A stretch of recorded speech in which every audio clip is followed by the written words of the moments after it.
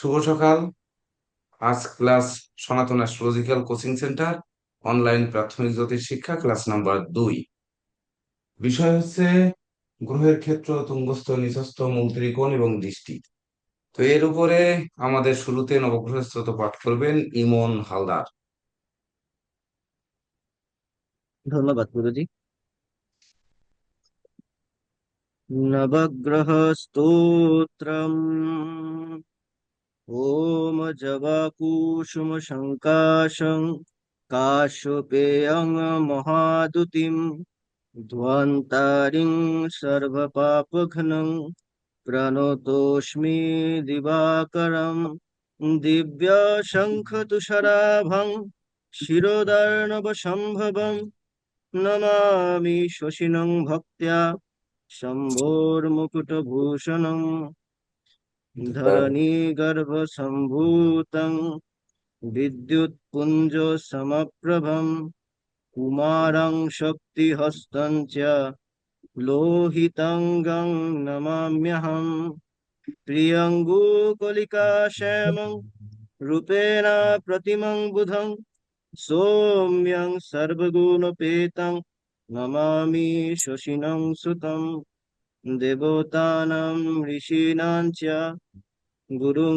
কনকসন্নিভং বন্দ্যভূতং ত্রিলোকেশং तं নমামি বৃহস্পতিম হিমকুন্দ মৃণালাভং দৈত্যানাং পরমং গুরুং সর্বশাস্ত্র প্রবক্তারং ভার্গবং প্রণমাম্যহম নীলাঞ্জন চ প্রখ্যাং রবিসূतं মহাগ্রহম ছায়ায়া গর্ভসম্ভূतं বন্দে ভক্ত শনিশ্চরম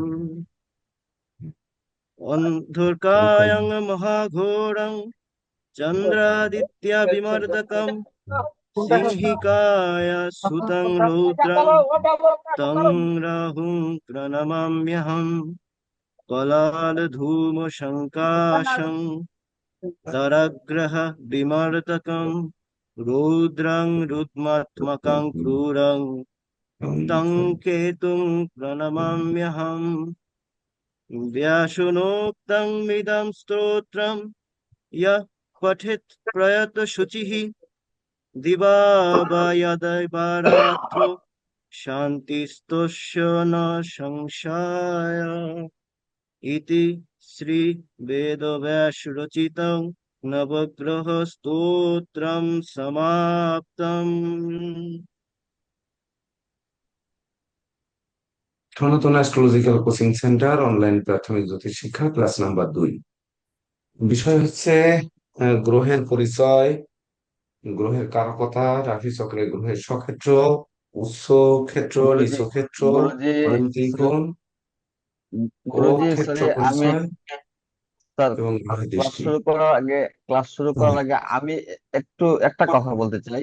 হুম, দেখেন, ক্লাসের শৃঙ্খলা বজায় রাখা আমাদের দায়িত্ব এবং কর্তব্য। কারণ আপনি যখন আনমিউট করে রাখবেন, আরেকজনের নয়েজ তৈরি হবে, যিনি লেকচার দিবেন তার মনোসংযোগ নষ্ট হবে। তাই এই ক্ষেত্রে আমরা সকল ধরনের সতর্কতা অবলম্বন করবো। যেমন নবগ্রহস্থ হচ্ছিল একজন রাসবিহারী দাস, তিনি বাইরে আছেন এবং তিনি আনমিউট করে রেখেছেন। এটা আমাদের রেকর্ডিং এ যায়, তখন এগুলা বিশ্রী শোনা যায়। তো এই ক্ষেত্রে সবাইকে বিনীত অনুরোধ, সবাই সতর্কতা অবলম্বন করবেন। আপনি কথা না বলে তো আনমিউট করার দরকারই নেই, কি দরকার? সরি স্যার, আপনি কন্টিনিউ করুন। ঠিক আছে। অসংখ্য ধন্যবাদ নিরোজ কান্তি রায় স্যারকে। তো প্রথম রয়েছে নবগ্রহের পরিচয়। আমরা 9টি গ্রহের পরিচয় কিন্তু জানি, বিশেষ করে যে রবি হচ্ছে সূর্য, চন্দ্র হচ্ছে আহ মানে সংখ্যার সঙ্গে বুঝে গেলে অবশ্যই ভালো হয়। চন্দ্র আমরা জানি যে সূর্য উদিত হলে আলোকিত হয়, চন্দ্র যেমন সূর্যের আলোয় আলোকিত হয়। ঠিক তদনুরূপ আমরা ধাপে ধাপে যদি যাই, মঙ্গল একটি অঙ্গার গ্রহ।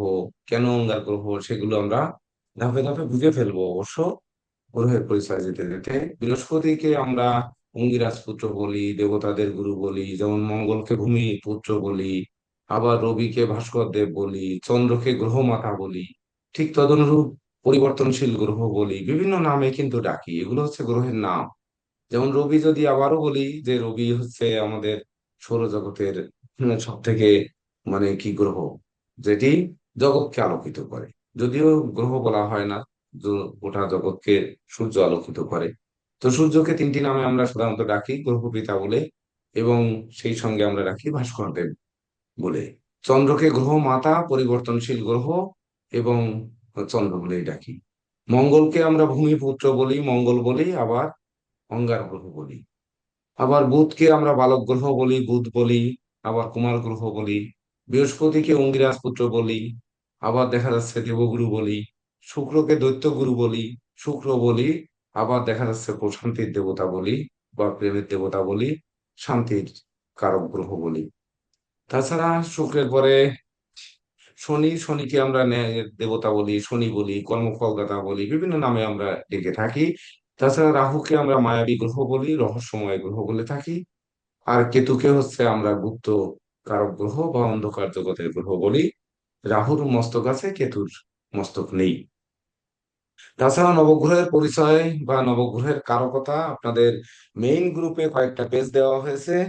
ওই পেজগুলো আপনারা সেভ করে রাখবেন এবং পড়বেন। বিশেষ করে যে যে পেজগুলো আপনাদের দেওয়া হয়েছে এগুলো হচ্ছে গ্রহের কারকতা হিসেবে দেওয়া হয়েছে। এটা সহজভাবে একটু সংক্ষিপ্ত কারকতা আপনাদের দেওয়া হয়েছে, এটা পড়ে নিতে হবে। এবার আমরা আসবো গ্রহের স্বক্ষেত্র, মানে গ্রহের নিজস্ব গৃহ কোনটি।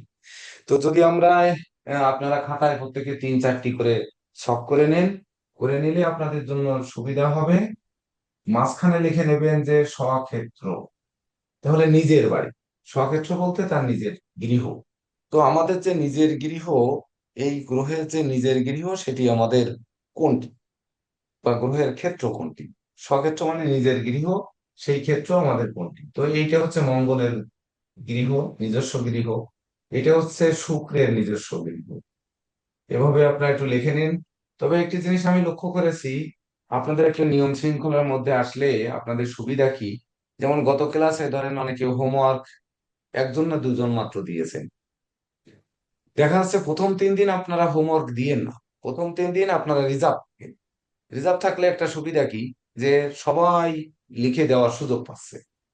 সপ্তাহে শুক্রবারে ক্লাস হচ্ছে, শনি রবি সোম পর্যন্ত আপনারা অপেক্ষা করেন, মঙ্গলবার থেকে একে অপরে দেন, বুধবার আপনারা রিভিউ নেন, বৃহস্পতিবারে ওটা পুনর্বিবেচনা করুন, শুক্রবারে এসে কারো কোনো প্রশ্ন থাকলে স্যারের কাছে প্রশ্ন করুন। তাহলে দেখবেন কি, যে একজনে দিয়ে দিলে অনেকে মনে করে কি যে উনি তো দিয়ে দিয়েছে তাহলে আমি আর দেবো কি করতে। কিন্তু আপনি যে বাসায় বসে চেষ্টা চেষ্টা করেছেন কিনা, চেষ্টা না করলে এটি কিন্তু নিজে নিজে না করলে মুখস্থ রাখা খুব কষ্ট, খুব কষ্ট। একটা সময় এসে দেখবেন যে মনে রাখতে কত কষ্ট হয়ে যাচ্ছে। তো এইভাবে আপনারা হোমওয়ার্ক গুলো তৈরি করবেন, ঘরে বসে রিসার্চ করবেন, দেখবেন দ্রুত শিখে যাবেন। 10-12টি ক্লাসের পরে আপনারা দেখবেন যে আপনাদের আর কষ্ট হচ্ছে না, খুব সহজভাবে শিখতে পারছেন। তো মিথুন রাশি যেটা আমরা লিখেছিলাম এটা হচ্ছে বুধের নিজ গৃহ। এইটা হচ্ছে আপনার চন্দ্রের নিজ গৃহ, যেটি আমরা কর্কট রাশি লিখেছিলাম। সিংহ রাশি হচ্ছে রবির নিজ গৃহ। কন্যা রাশি হচ্ছে বুধের নিজ গৃহ। এবার তুলা রাশি হচ্ছে শুক্রের নিজস্ব গৃহ। তারপর হচ্ছে মঙ্গলের, বৃশ্চিক রাশি হচ্ছে মঙ্গলের নিজস্ব গৃহ। ধনু রাশি হচ্ছে বৃহস্পতির নিজস্ব গৃহ। তারপর মকর রাশি হচ্ছে শনির নিজস্ব গৃহ। কুম্ভ রাশি ও শনির নিজস্ব গৃহ। মীন রাশি হচ্ছে বৃহস্পতির নিজস্ব গৃহ। এখানে কয়েকটা জিনিস লক্ষ্য করলে আপনারা দেখবেন যে মঙ্গলের 2টি গৃহ আছে, শুক্রের 2টি গৃহ আছে, বুধেরও 2টি গৃহ আছে, বৃহস্পতির 2টি গৃহ আছে, শনির 2টি গৃহ আছে, চন্দ্র এবং রবির একটি করে গ্রহ। এখানে বিশেষ কিছু বিষয় থাকে, যেমন শনির 2টি গৃহ সে পাশাপাশি কেন, রবি চন্দ্রের 2টি গৃহ পাশাপাশি কেন, এরা দুইজন নভমণ্ডলে বা মহাকাশে গৃহ করার জন্য এক জায়গায় পেল, ইনাদের সাথে কেন এনরা এক জায়গায় পেল, আবার বাকি গ্রহগুলো দুই পাশে কেন জমি পেল। আপনারা অনেকে দেখা যাচ্ছে দেশে একটা বাড়ি, বিদেশে একটা বাড়ি, বা ধরুন আপনারা গ্রামে বাড়ি, শহরে বাড়ি, এগুলো হইতে পারে। উদাহরণস্বরূপ বলতে পারেন যে এগুলো হবে। কিন্তু এই কেন আমরা একটু পরবর্তীতে আপনাদের বোঝানোর চেষ্টা করব। আমাদের এই ব্যাপারে যে কে দেব স্যার রয়েছেন, সর্বছাত্র পারঙ্গম, উনি আরো সুন্দরভাবে বোঝাবেন। তো এইটার সঙ্গে আমরা যদি একই সঙ্গে দেখে যাই যে নিজস্ব বাড়ি আমরা পেলাম। এইবার আমরা কিন্তু জানি যে আহ, নিজের ঘরটা পেলাম, ঘর পেলে আমাদের সঙ্গে সঙ্গে কিন্তু আরেকটা জিনিস লাগে, যে আমরা যেহেতু এখানে রয়েছে গ্রহের তুঙ্গস্থ, তাহলে গ্রহের ক্ষেত্র পেলাম আমরা প্রথম, এই ক্ষেত্র। এবার আমরা তুঙ্গস্থ নিই, তারপরে এই পাশে আমরা যে নিচস্থ নিই, তারপর আরেকটি শখ করে মৌদ্রিক নিই, তাহলে দেখবেন আমাদের জন্য সুবিধা হবে। এবার সক্ষেত্র নিলাম, তারপর তুঙ্গস্থ, মানে উঁচু। গ্রহমান কোথায় উঁচু হয়, কেন উঁচু হয়, এই লিখলাম আমরা তুঙ্গস্থ। তো তুঙ্গস্থ কেন হয়, বিশেষ করে কেউ এখানে বসলে ধরেন দেখা যায় যে উপরের লাইনে অনেকে স্থান পেয়েছেন, আবার কেউ নিচের লাইনে স্থান পেয়েছেন। এটির কারণ কি? এটি কি আপনারা আগে পরে যোগদান করেছেন তার জন্য, না অন্য কোনো কারণ?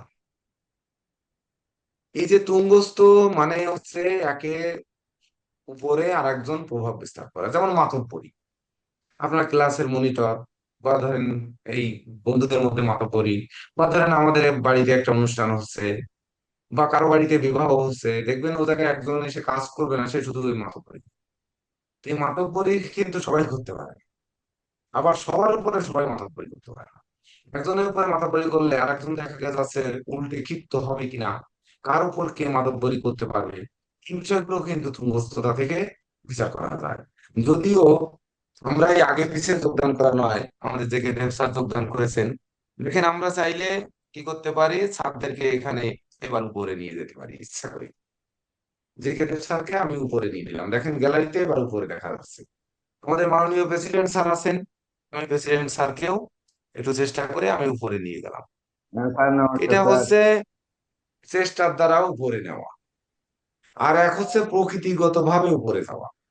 তো চেষ্টার দ্বারা উপরে নেওয়া মানে এটা আমরা ধরে নিচ্ছি, আর হচ্ছে প্রকৃতিগত ভাবে গ্রহগণ উপরে থাকছে, এটার মধ্যে কিন্তু পার্থক্য অনেক। যে ধরেন শিক্ষায় আপনারা অনেকে শিক্ষায় উপরে আছেন, শিক্ষার নিচে আছেন। যেমন আমাদের আজকে কিন্তু প্রবন্ধ প্রতিযোগিতা হবে সন্ধ্যায়, প্রবন্ধ প্রতিযোগিতার টপিকস দেওয়া হবে। সেক্ষেত্রে আপনারা এই প্রাথমিক ব্যাচের শিক্ষার্থীরাও, এর ভিতর অনেকে জ্যোতিষ হয়েছেন, আপনারাও কিন্তু ওই প্রতিযোগিতায় অংশগ্রহণ করতে পারবেন। মানে পারবেন মানে প্রতিযোগী হতে পারবেন না, কিন্তু আপনার লেখা দিতে পারবেন। আপনার লেখা দিলে কি হবে, আপনাদের লেখাটা সুবেনিরে প্রকাশ হবে, আপনাদের লেখাটা দেখা যাচ্ছে ওয়েবসাইটে প্রকাশ হবে, সেইখান থেকে আপনাদের জনপ্রিয়তা বাড়বে, আপনাদের লেখার হাত তৈরি হবে, সেখান থেকে আপনারা কে বড় কে ছোট যাচাই করা যাবে। তাহলে এই যে বড় ছোট যাচাই করা, বা ধরেন এই যে গ্রহের তুঙ্গস্থ, ঠিক একইভাবে আমাদের বুঝে নিতে হবে। মানে গ্রহগণ 9 জনের মধ্যে নিজেরা সংগ্রাম করে বা নিজেরা ভোটাভুটি করে এক একটা গৃহে গিয়ে সে তুঙ্গস্থ হয়েছে। এখন তারা কি আসলে ভোটাভুটি করেছে, না তারা কি নিজস্ব সত্তা বলে সে তুঙ্গস্থ হয়েছে? আমরা সময় ক্ষেপণ মোটেই করব না, এগুলো হচ্ছে আপনাদের মনে রাখার জন্য শুধু একটু আহ মানে বলে বোঝানো হলো বিষয়টা কি, সেই বিষয়টা। যেমন এই তুঙ্গস্থটা একটু লিখুন, তারপরে আমরা ব্যাখ্যা করি। যেমন ধরুন, যেমন মেষ রাশিতে রবি 10 ডিগ্রি পর্যন্ত তুঙ্গস্থ। রবি এই 0 থেকে 10, 0 ডিগ্রি থেকে 10 ডিগ্রি পর্যন্ত হচ্ছে সে তুঙ্গস্থ। ফলে কোন পাশ থেকে তুঙ্গস্থ, এই ডান পাশ থেকে এদিকে তুঙ্গস্থ 10 ডিগ্রি। তাহলে রবি গ্রহটা মঙ্গলের ঘরে গিয়ে তুঙ্গস্থ হয়েছে, এটা কিন্তু একটু বুঝতে হবে, মঙ্গলের গৃহের উপর। তাহলে মঙ্গলের উপর রবি মাতব্বরি করতে পারছে, মঙ্গল কোন রকম কোনো কথা বলছে না। তাহলে মঙ্গল রবির কাছে নিষ্ক্রিয়, এটা মনে করতে হবে। রবির শক্তি বেশি, তাই সে উপরে চলে গেছেন। এই সনাতন অ্যাস্ট্রোলজিক্যাল কোচিং সেন্টারের শিক্ষার্থী থেকে আমাদের মাননীয় প্রেসিডেন্ট স্যার স্বপন কুমার চক্রবর্তী, উনি সবার উপরে আসন লাভ করেছেন। এটি কিভাবে করেছেন? আমাদের জে কে দেব স্যার, ইনি সিনিয়র শিক্ষক হিসেবে এই প্রতিষ্ঠানের শিক্ষার্থী থেকে এখন সিনিয়র শিক্ষক হয়েছেন। নীরজকান্তি রায় স্যার, উনি এখানকার ইয়ে থেকে কোঅর্ডিনেটর এবং শিক্ষক হয়েছেন। তাহলে এই যে হলেন, কিভাবে হলেন? টিটু দাস স্যার মনে হয় এখানে নেই, টিটু দাস স্যারও পামিস্ট্রিতে এখান থেকে শিক্ষকতা করছেন ত্রিপুরা থেকে। তো এই যে অবস্থানটা তৈরি হলো, এটি কিভাবে হলো? তাহলে এই মঙ্গলের শক্তি নিশ্চয়ই রবির থেকে কম, এটি আমাদের অনুধাবন করতে হবে। যে যখন আমরা দেখব মঙ্গল আর রবি একই গৃহে এক জায়গায় অবস্থান করছে, তখন আমরা ধরে নেব যে মঙ্গলের শক্তি কম, রবির শক্তি বেশি। কারণ মঙ্গলের ঘরে গিয়ে সে মাতব্বরি করছে, বা সে তুঙ্গ হয়েছে, তার মাথার পরে গিয়ে বসছে, কিন্তু প্রথম 10 ডিগ্রি পর্যন্ত বসছে। তারপরে যে 20 ডিগ্রি বাকি রয়ে গেছে, ওই 20 ডিগ্রি কিন্তু বসেনি। অর্থাৎ মঙ্গলের এক কোণায় গিয়ে রবি মাতব্বরি করছে, প্রথম কোণায়। সে অশ্বিনী নক্ষত্রের 10 ডিগ্রি, 10 ডিগ্রি মানে 3টি চরণ। ওই যে 13 ডিগ্রি 20 মিনিট কে 4 ভাগে ভাগ করে 3 ডিগ্রি 20 করে একটি চরণ লিখেছেন। তাহলে 3 × 9 আর 3 × 60, মানে 10 ডিগ্রি সমান 3টি চরণ পর্যন্ত তুঙ্গস্থ হয়েছে। তাহলে তুঙ্গ হলো কার পরে? মঙ্গলের এক কোণায়, কেতুর কেতুর যে নক্ষত্র, তার প্রথম 3 চরণের উপর তুঙ্গস্থ হলো। চতুর্থ চরণ কেন পেল না? মারাত্মক প্রশ্ন। আবার এই রবি কেন এদিক থেকে শেষের দিকে তুঙ্গস্থ হলো না? কারণ হচ্ছে অশ্বিনী নক্ষত্রের অধিপতি কেতু, ভরণী নক্ষত্রের অধিপতি শুক্র। আপনারা লিখেছেন আগের ক্লাসে, প্রথম ক্লাসে। সেটি মাথার মধ্যে আনতে হবে যে প্রথম ক্লাসে আমরা কি করেছিলাম। কৃত্তিকা নক্ষত্রের অধিপতি হচ্ছে রবি। তাহলে রবি তো আর রবির পরে গিয়ে তুঙ্গস্থ হতে পারে না। মানে আপনি আপনার মাথার পরে উঠতে পারবেন কখনো? পারবেন না। এইবার শুক্রের উপর সে কেন উঠলো না, মাঝখানে কেন নিল না? এটি একটা বিশেষ প্রশ্ন থেকে যায়। তাছাড়া কেন কেতুর প্রথম অংশে তুঙ্গস্থ হলো, এটি প্রশ্ন থেকে যায়। লিখে নিন আপনারা। এইবার বৃষ রাশিতে চন্দ্র 3 ডিগ্রি পর্যন্ত তুঙ্গস্থ হয়। চন্দ্র 3 ডিগ্রি, 0 থেকে 3 ডিগ্রি, মানে এ পাশ থেকে মাত্র 3 ডিগ্রি পর্যন্ত। তাহলে 3 ডিগ্রি 20 কিন্তু এক চরণ। তাহলে সে এক চরণ নিতে পারেনি, এক চরণের কম হয়েছে। আবার শুক্রের গৃহে গিয়ে চন্দ্র তুঙ্গস্থ হয়েছে। কিন্তু এই চন্দ্র, কিন্তু চন্দ্র আর শুক্রের সম্পর্ক কি, এটি আমাদের আজকের সিলেবাসে আছে কিনা। শত্রু মিত্র, মূল ত্রিকোণ, না শত্রু মিত্র নেই। স্বক্ষেত্র উৎস নিঃস্থ মূল ত্রিকোণ, ক্ষেত্র পরিচয় গ্রহের দৃষ্টি। আচ্ছা, যাই হোক, এটা বুঝে যাওয়ার জন্য আজকে দেখতে হবে যে শুক্রের উপর চন্দ্র কেন তুঙ্গস্থ হল। তাহলে এই শুক্রের কিন্তু শত্রু দুটি, রবি আর চন্দ্র। তাহলে চন্দ্র হচ্ছে শুক্রের শত্রু, শত্রুকে কেন মাথার পরে বসার সুযোগ দিল, তাও প্রথম 3 ডিগ্রি? সেই প্রথম 3 ডিগ্রি কোনটা? এখানে কোন নক্ষত্র পড়েছে? এটি কিন্তু কৃত্তিকা নক্ষত্র পড়েছে। তো কৃত্তিকা নক্ষত্র যে পড়েছে রবির পরে, তো রবির আলোয় চন্দ্র আলোকিত হয়। কিন্তু রবির গায়ের পরে যে আপনার চন্দ্রকে বসতে দিল কেন? রবির যে উত্তাপ, তাতে চন্দ্র কি পুড়ে যাবে না? এখানে যদি ধরি একটি রেডিয়ামকে আলোকিত করতে হবে, ধরেন ঘড়ির কাঁটায় অনেকে রেডিয়াম থাকে যে অন্ধকারে ঘড়ি দেখার জন্য। তো যখন রেডিয়াম থাকে, ওই রেডিয়ামে একটু টর্চ লাইট মারলে বা দিনের আলো পড়লে বা এই লাইটের আলো পড়লে অন্ধকার সময় ওই ঘড়ির কাঁটাটা দেখা যায়। তাহলে চন্দ্রের নিজস্ব আলো নেই, সূর্যের আলো আলোকিত হবে। তাহলে উনি রেডিয়াম নেওয়ার জন্য যাচ্ছে, সেটা নক্ষত্র। কিন্তু শুক্র তো শত্রু, সেই শত্রুর উপর উনি গিয়ে তুঙ্গস্থ হয়ে কিভাবে বসলো, এটিও কিন্তু প্রশ্ন থেকে যায়। প্রশ্ন আপনারা লিখে রেখেন। এগুলো হচ্ছে যখন বিশেষ বিশেষ বিষয় আসবে, তখন কিন্তু এই আলোচনাগুলো ধরে নিতে হবে আপনাদের। এখন বললে ধরেন হয়তো আপনাদের মনে থাকবে না, তারপরেও চেষ্টা করবো একটু বলার। তাছাড়া মিথুন রাশিতে রাহু হচ্ছে 21 কত ডিগ্রি পর্যন্ত তুঙ্গস্থ? মিথুন রাশিতে পুরো অংশ, মিথুন রাশির পুরো অংশ না? 20 ডিগ্রি। হ্যাঁ বিশ স্যার। ডিগ্রি স্যার, 20 বিশ ডিগ্রি ডিগ্রি স্যার। আচ্ছা, তাহলে হচ্ছে রাহু, মিথুন রাশিতে রাহু এদিক থেকে 20 ডিগ্রি, মানে এদিক থেকে, অর্থাৎ 30 থেকে 10 পর্যন্ত। এটা লিখতে যেন কেউ ভুল না হয়। মানে রাহু যে তুঙ্গস্থ হচ্ছে 20 ডিগ্রি পর্যন্ত, তাহলে সেই 20 ডিগ্রি কোন দিক থেকে তুঙ্গস্থ হচ্ছে? কি 0 থেকে 20 ডিগ্রি? ডিগ্রি কিন্তু জায়গায় স্থির, ডিগ্রিটা 30 ডিগ্রি ঘরটা, তাহলে তুঙ্গস্থ হবে কোন পাশ থেকে? রাহু নিচ কেতু এদিক থেকে ঘোরে, তাহলে কি এদিক থেকে হবে না এদিক থেকে হবে বলেন? নিচ থেকে। ডান পাশ থেকে হবে। জেকেদেব স্যার কোন পাশ থেকে হবে? নিচের থেকে আর স্যার, রাহু নিচের যেহেতু স্যার থেকে। উল্টা ঘুরে স্যার, কাজে আপনার হচ্ছে ওই উল্টা। 30 ডিগ্রি থেকে 20 ডিগ্রি আসবে স্যার, প্রথম 10 ডিগ্রি মাইনাস থাকবে স্যার। তাহলে এখানে আরেকটা কথা আছে, এই জায়গাটায় কিন্তু আমরা বুঝি যে রাহু 20 ডিগ্রি পর্যন্ত তুঙ্গস্থ হয় মিথুন রাশিতে, তাহলে কেতুও কর্কট রাশিতে 20 ডিগ্রি পর্যন্ত তুঙ্গস্থ হয়। তাহলে এই যে, ওই সরি, ধনু রাশিতে, তাহলে ধনু রাশিতে গিয়ে তুঙ্গস্থ হয় আমরা এটা বলি। আবার ভারতীয় জ্যোতিষ শাস্ত্রে দেখবেন 20 ডিগ্রি পর্যন্ত আহ বৃষ রাশিতে হচ্ছে রাহু তুঙ্গস্থ হয়, মতান্তরে হচ্ছে বৃশ্চিক রাশিতে গিয়ে কেতু তুঙ্গস্থ হয়। তাহলে এই যে তুঙ্গস্থ হয়, এই তুঙ্গস্থটা সে কোন দিক থেকে হয়? যে দিক থেকে ঘোরে সেই দিক থেকে হয়, নাকি আমার যে দিক থেকে গ্রহ আসে মানে ডিগ্রি, ওই দিক থেকেই হয়? যদি ওই দিক থেকে হয় তাহলে কিন্তু 20 থেকে আহ মানে 1 ডিগ্রি পর্যন্ত, 0 ডিগ্রি পর্যন্ত যাবে।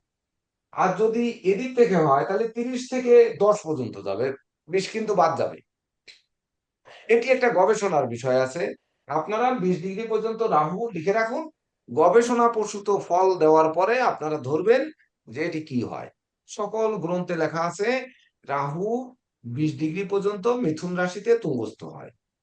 এই প্রশ্নটা একটু বিশেষভাবে খাতায় ডান পাশে লাল কালি দিয়ে বা ব্র্যাকেটে লিখে রাখবেন কিভাবে হয়। তাহলে আমরা বলছি রাহু মিথুন রাশিতে তুঙ্গস্থ হয়ে গেল, এবার কর্কট রাশিতে বৃহস্পতি তুঙ্গস্থ হয়। তাহলে বৃহস্পতি 5 ডিগ্রি পর্যন্ত,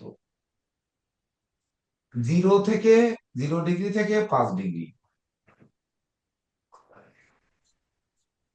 এইদিকে তুঙ্গস্থ হয়। এইবার হচ্ছে কোন সিংহ রাশিতে কোনো গ্রহ তুঙ্গস্থ হয় না, সিংহ রাশিতে কোনো গ্রহের তুঙ্গস্থতা নেই, মানে সিংহে রবির মাথার পরে কেউ বসেনি। তাহলে রবির মাথার পরে কেউ তুঙ্গস্থ হতে আসেনি, এখানে রবির নক্ষত্রের উপর কিন্তু চন্দ্র তুঙ্গস্থ হয়েছে। তাহলে সরাসরি রবির উপর কিন্তু তুঙ্গস্থ হতে পারেনি, সে নক্ষত্রের পরে গিয়ে তুঙ্গস্থ হয়েছে, বিবেচনায় আনতে হবে। এইবার কন্যা রাশিতে 0 থেকে 15 ডিগ্রি পর্যন্ত হচ্ছে বুধ তুঙ্গস্থ হয়, তাই না? কন্যা রাশিতে বুধ হ্যাঁ কত স্যার, ডিগ্রি পর্যন্ত? 15 ডিগ্রি। একজন বলেন একটু, 0 থেকে 15 ডিগ্রি। 15 ডিগ্রি বলেন নাকি? হ্যাঁ হ্যাঁ, 15 ডিগ্রি। আচ্ছা, একটু হ্যাঁ স্যার, বলেন, আমি 0 থেকে ভুল 15 টুল ডিগ্রি। করতে পারি। তাহলে 0 থেকে 15 ডিগ্রি পর্যন্ত আমাদের এন্টি ক্লকওয়াইজ এভাবে 15 ডিগ্রি পর্যন্ত তুঙ্গস্থ হয়। তাহলে এটি কিন্তু বুধের গৃহ, এখানে কিন্তু লিখেছি বুধের গৃহ। তাহলে বুধের গৃহে গিয়ে তুঙ্গস্থ হচ্ছে। নিজের ঘরে নিজে আমি ধরুন চেয়ারে করে দাঁড়াবো বা টেবিলে করে দাঁড়াবো, এতে তো আর কারো কোনো বাধা নেই, বুঝলি? নেই, কোনো বাধা নেই। কিন্তু কথা হচ্ছে এই বৃহস্পতি যে চন্দ্রের গৃহে গিয়ে জলের মধ্যে, জলরাশি, জলের ভিতর গিয়ে উনি বলল যে আমি 0 থেকে 5 ডিগ্রি পর্যন্ত আমি নিয়ে নিলাম, আমি তুঙ্গস্থ। 0 থেকে 5 ডিগ্রি, 3 ডিগ্রি 20 মিনিট পর্যন্ত কিন্তু পুনর্বসু নক্ষত্রের মানে বৃহস্পতি নিজের নক্ষত্র।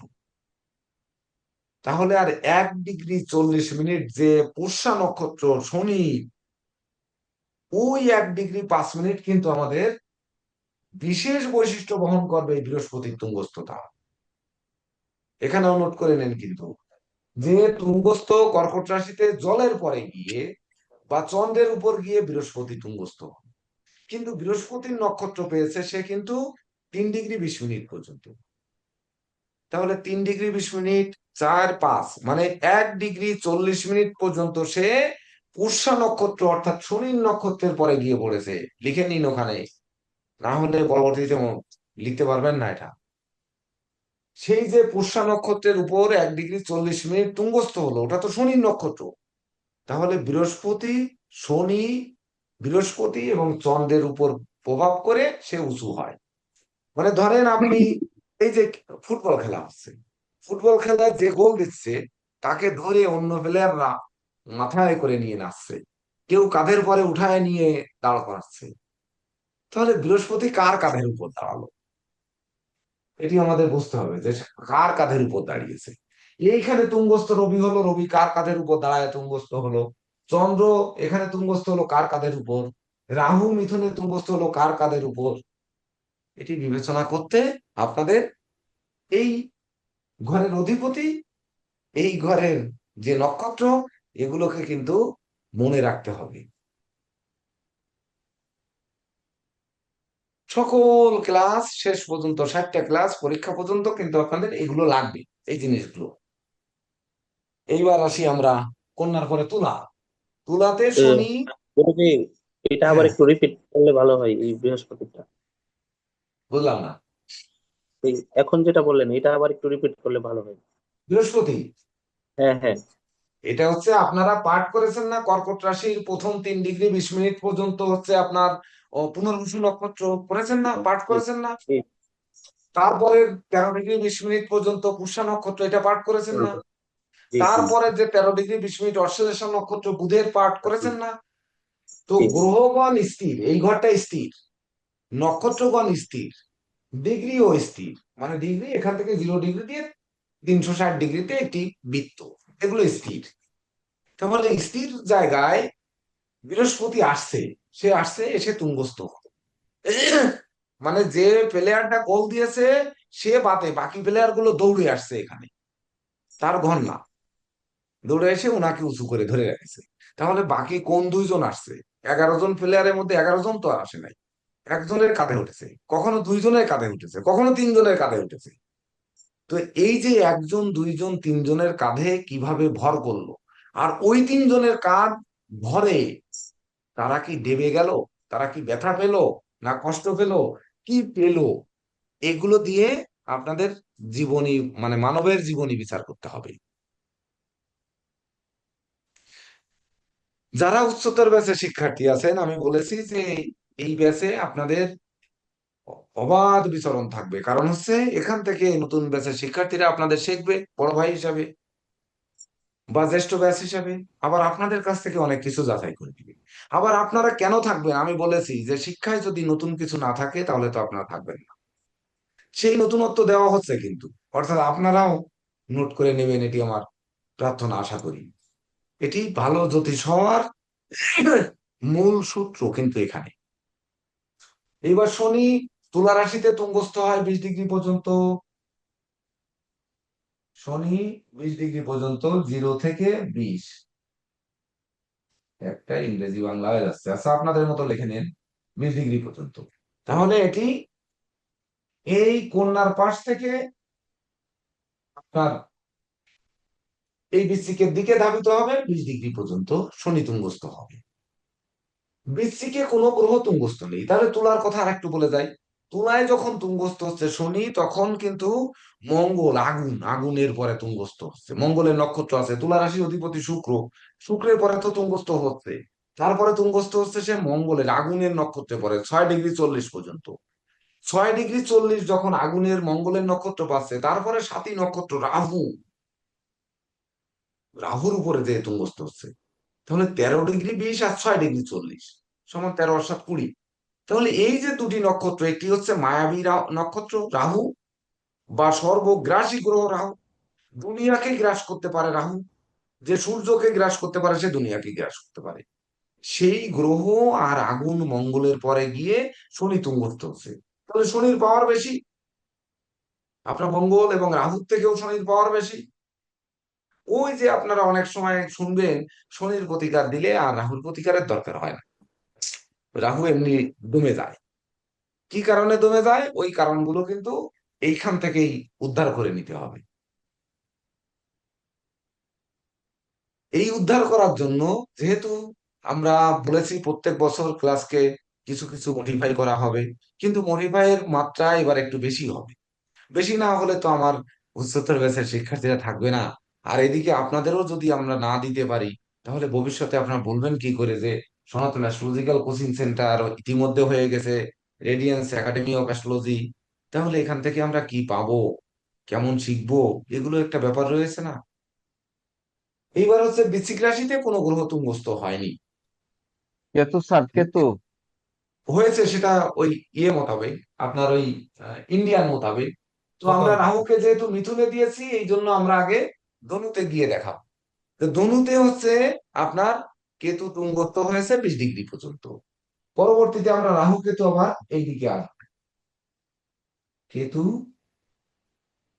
0 থেকে 20 ডিগ্রি, মানে 20 ডিগ্রি লিখে রাখেন, এইখানে কিন্তু একটা বিশেষ ব্যাপার রয়েছে 20 ডিগ্রি পর্যন্ত, যে আমরা এই পাশ থেকে নেব না এই পাশ থেকে নেব, কেন নেব, এটির একটা বিশেষ ব্যাপার রয়েছে। এখানে একটু বলে যাই তাহলে আপনাদের জন্য সুবিধা হবে।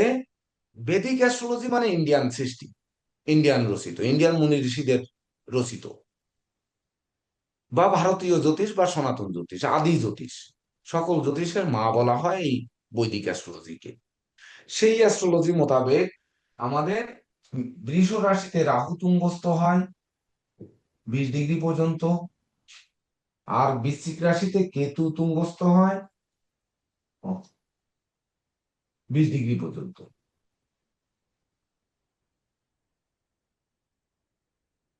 আমরা সনাতন অ্যাস্ট্রোলজিক্যাল কোচিং সেন্টার কিন্তু এটি আমরা শিখবো, বা ইন্ডিয়াতে কখনো পরীক্ষা দিতে গেলে আমরা তখন বলবো যে বৃষ রাশিতে রাহু তুঙ্গস্থ হয় আর বৃশ্চিক রাশিতে কেতু তুঙ্গস্থ হয়। আমরা এই সনাতন অ্যাস্ট্রোলজিক্যাল কোচিং সেন্টার বলুন বা Bangladesh radiance academy of astrology বলুন, এখানে আমরা বলবো যে রাহু কেতু মিথুন রাশিতে তুঙ্গস্থ হয় রাহু, আর কেতু ধনু রাশিতে তুঙ্গস্থ হয় ওই 20 ডিগ্রি পর্যন্ত। কিন্তু কেন, এর ব্যাখ্যা পেলে আপনারা বুঝতে পারবেন যে কেন তুঙ্গস্থ হচ্ছে, ব্যাখ্যা দেবো আমরা আর একটু পরে। তারপরে গিয়ে মঙ্গল, মকর রাশিতে মঙ্গল তুঙ্গস্থ হয় 0 থেকে 28 ডিগ্রি পর্যন্ত। এখানে গিয়ে আমরা লিখবো মঙ্গল, এই 0 থেকে 28 ডিগ্রি পর্যন্ত। মঙ্গলের পরে আমরা যখন যাব তখন কুম্ভ রাশিতে, কুম্ভ রাশিতে কেউই তুঙ্গস্থ হয় না। মীন রাশিতে গিয়ে তুঙ্গস্থ হয় শুক্র, 0 থেকে 27 ডিগ্রি। তাহলে এই যে মঙ্গল 28 ডিগ্রি পর্যন্ত তুঙ্গস্থ হলো, এখানে কিন্তু একটা ব্যাপার রয়ে গেছে। রবি 10 ডিগ্রি মানে একটা নক্ষত্র পেয়েছে, 3 চরণ। এখানে রাহু মানে সেই একটা নক্ষত্রের 1 চরণ পুরোটুকু পায়নি, মানে চন্দ্র, সরি, বৃষ রাশিতে চন্দ্র। রাহু 20 ডিগ্রি মানে ওখানে 2টি নক্ষত্র পেয়েছে। বৃহস্পতি 5 ডিগ্রির মধ্যে সে কিন্তু 2টি নক্ষত্র পেল। বুধ 15 ডিগ্রির মধ্যে মানে হচ্ছে 10 আর 5, হ্যাঁ, 2টি নক্ষত্র পেল। শনি 20 ডিগ্রি মানে সে মঙ্গল এবং রাহু 2টি নক্ষত্র পেল।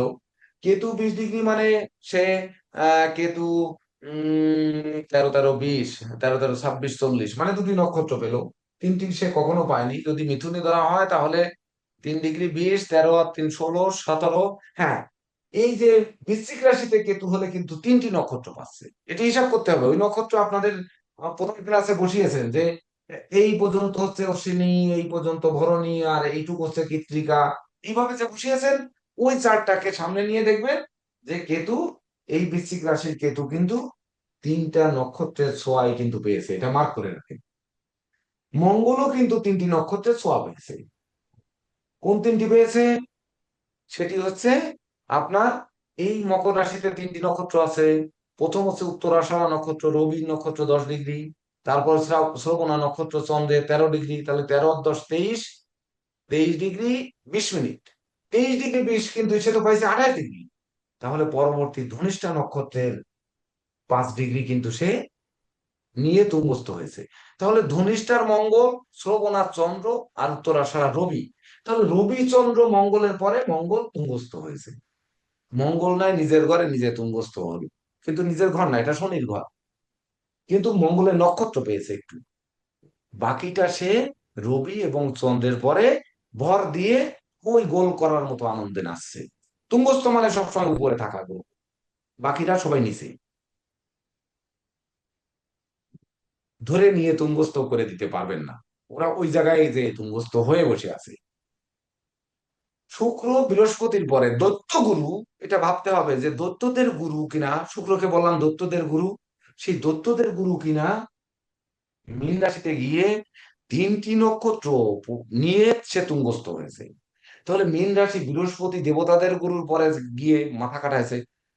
তাহলে দেবতাদের গুরু যেমন আপনারা পূজার আসন নিয়ে সাজিয়ে বসছেন, সেখানে বিড়ালে যে ছো মেরে একটা ইয়ে নিয়ে আসলো, আপনারা বললেন পূজার সব জিনিস অপবিত্র হয়ে গেছে, যার জন্য পবিত্র বা অপবিত্র বা সর্বাবস্থাঙ্গতে বিবাহ, যৎসরে পুণ্ডরীকাক্ষং সুবজ্রং অভ্যন্তরে শুচি নম শুচি নম শুচি নম শুচি। আপনারা আবার শুদ্ধ টুদ্ধ করে নিলেন, মন্ত্রপুত করে ধরেন।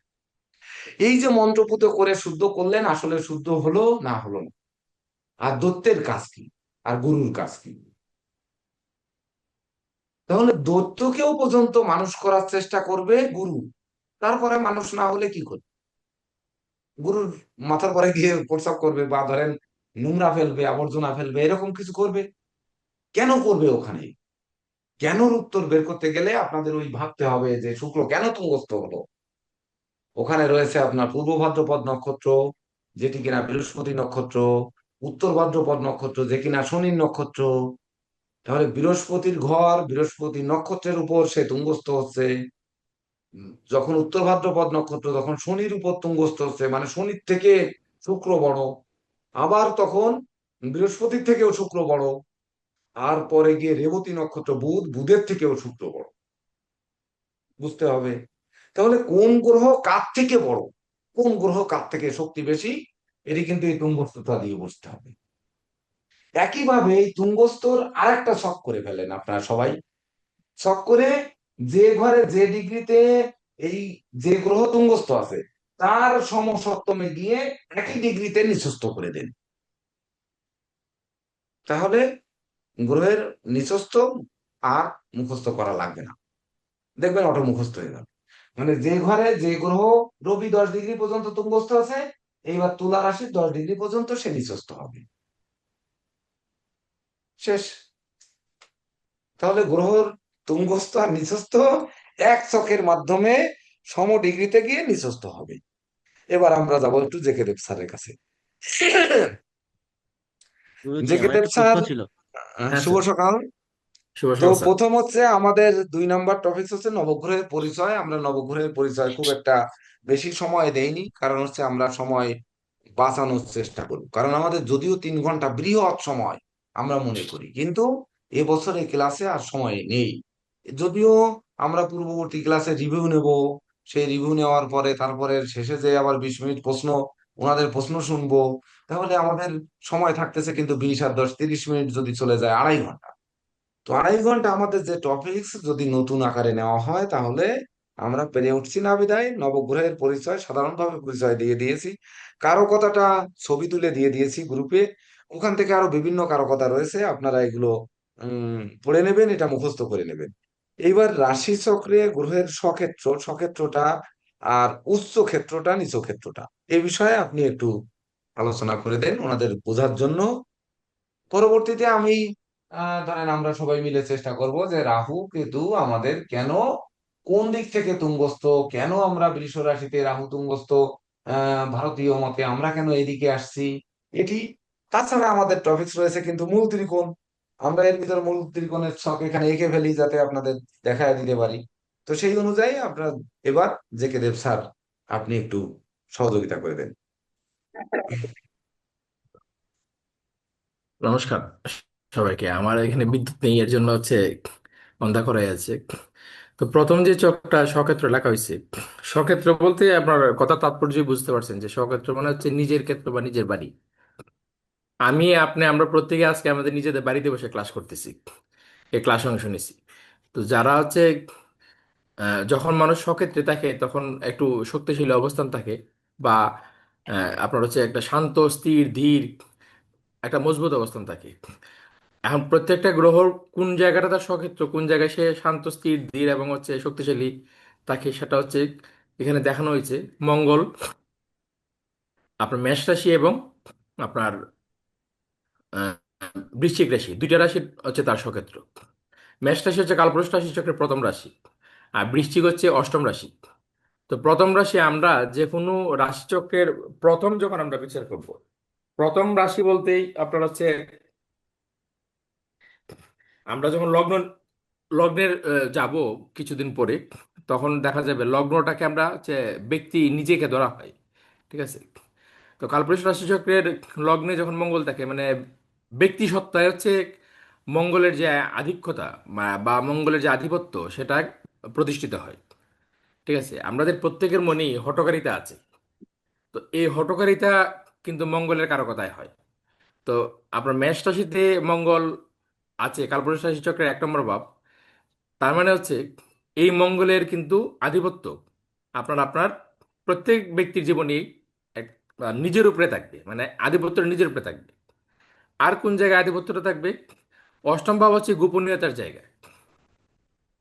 আবার অষ্টম ভাব হচ্ছে অনেক কারকতা আছে, তো কারকতা কয়েকটা কারকতা আমি নিয়ে বলবো। আবার হচ্ছে অষ্টম ভাব হচ্ছে পরিবর্তন। তো অষ্টমী হচ্ছে ব্যক্তির, ধরেন আপনার আমরা যখন মঙ্গল কিন্তু হার্ডওয়ার্কের কারক, আমরা মঙ্গল বাহিনীর কারক, এটা আমরা জানি। তো আপনার বাহিনীতে যখন আপনি যাবেন একটা নির্দিষ্ট ট্রেনিং পার করে, তো সেই ট্রেনিংয়ে আপনি একটা অবস্থান ভালো করলে, মানে আপনার ট্রেনার যে তিনি যখন আপনাকে রিপোর্ট করবেন যে আপনি ভালো, তখনই আপনি বাহিনীতে যুক্ত হতে পারবেন। তাহলে আপনাকে হার্ডওয়ার্ক করতে হবে, কঠোর পরিশ্রম করতে হবে।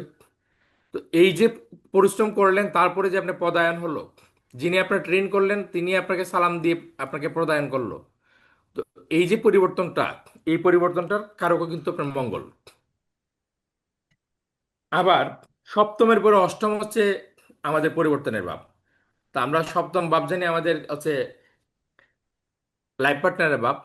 তো আমাদের প্রত্যেকের এটা মনে রাখতে হবে, বিশেষ করে আমাদের জ্যোতিষদের, যে লাইফ পার্টনার জীবনে আসা মানে হচ্ছে জীবনে একটা বড় পরিবর্তন হয়ে যাওয়া। ঠিক আছে, তো এই পরিবর্তনকে আমাদের অ্যাকসেপ্ট করতে হবে, এবং সমাজে আমাদের কাছে বিভিন্ন বিষয়াদি নিয়ে যখন মানুষ আসবে, তখন আপনার হচ্ছে আমাদেরকে এই পরিবর্তনের বিষয়টা তুলে ধরতে হবে।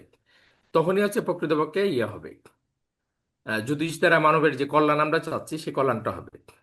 এবার শুক্র আপনার হচ্ছে সক্ষেত্র হচ্ছে বৃষ রাশি।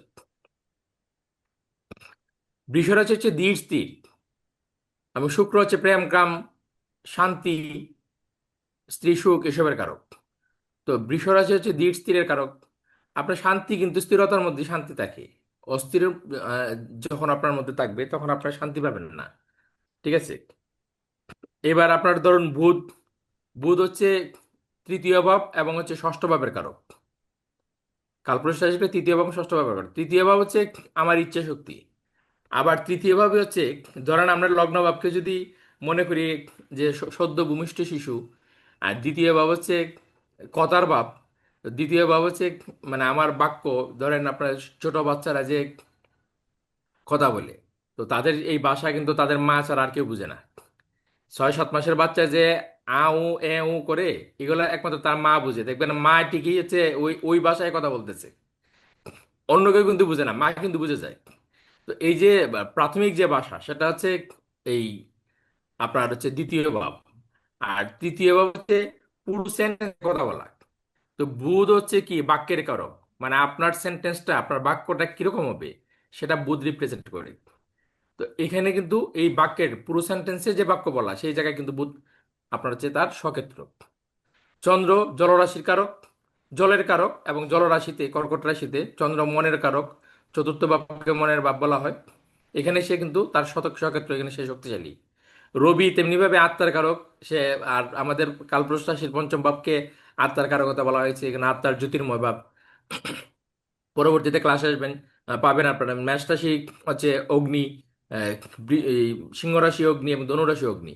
তো এখানে আপনার হচ্ছে এই মেষের যে অগ্নি সেটা হচ্ছে খুবই উত্তপ্ত তরল এবং গতিময়, কিন্তু সিংহের যে অগ্নি সেটা হচ্ছে আপনার ধীর স্থির শান্ত জ্যোতির্ময়।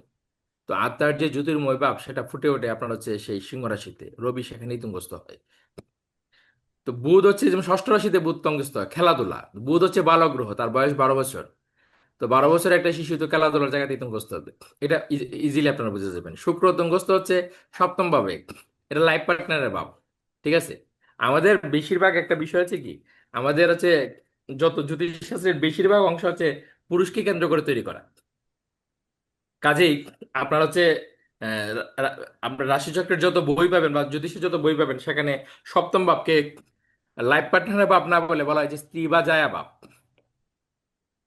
তো সপ্তমে শুক্র, সপ্তম ভাবের অধিপতি শুক্র, মানে শুক্র কিন্তু আমাদের রাশিচক্রে স্ত্রী কারক হিসেবে দেখানো হয়েছে আমাদের এই যে জ্যোতিষশাস্ত্রে। তো শুক্র ওই যে সৌন্দর্যের কারক। তো আমরা তো সবাই জানি মানে স্ত্রীকে সৌন্দর্যের কারক হিসেবে দেখা হয়। আমাদের যে পরিবারে যখন নববধূকে মানে বরণ করা হয়, তখন গৃহলক্ষ্মী হিসেবে তাকে বরণ করা হয়। ঠিক আছে, মঙ্গলের ব্যাপার তো বলেই ফেললাম। বৃহস্পতি হচ্ছে গুরু, আর সে হচ্ছে নবম ভাব হচ্ছে ভাগ্যের জায়গা, গুরুর জায়গা, ওই জায়গায় সে তুঙ্গস্থ হচ্ছে, মানে স্বক্ষেত্র, মানে এটা তার নিজের ক্ষেত্র হচ্ছে। শনি হচ্ছে কর্মের কারক, কর্মের জায়গায় মানে তার অবস্থান। কর্মফলের কারক শনি, একাদশ ভাবে তার অবস্থান। বৃহস্পতি মুখ্যের কারক, মুখ্যের জায়গায় তার অবস্থান। তার মানে প্রত্যেকটা গ্রহ যে যে জায়গায় স্বক্ষেত্র হচ্ছে মানে নিজের ক্ষেত্র, সেই জায়গায় কিন্তু তার যে কারকতা, আপনারা কারকতা যে আপনাদের কাছে মানে ইয়ে করা হলো, নোট দেওয়া হলো, আপনার নোটের সাথে মিলে এগুলো দেখে নেবেন। ক্লাসের ভিডিও বের করবেন, সমস্ত নোট সমস্ত কারকতা নিয়ে বসবেন, তখন আপনারা হচ্ছে এগুলোর তাৎপর্য অনুধাবন করতে পারবেন। আর প্রত্যেকটা ক্লাসের আগে পূর্বের ক্লাসের যে নোটগুলো আছে এগুলো নোটগুলো সামনে নিয়ে বসবেন, তাহলে আপনার স্যার যখন বুঝাবে বা আমরা যখন ক্লাস ইয়ে করব, উপস্থাপন করব, তখন আপনার হচ্ছে এগুলো বুঝতে সুবিধা হবে। এবার আমি আসছি তুঙ্গস্থ এবং নিচস্থের যে ব্যাপার।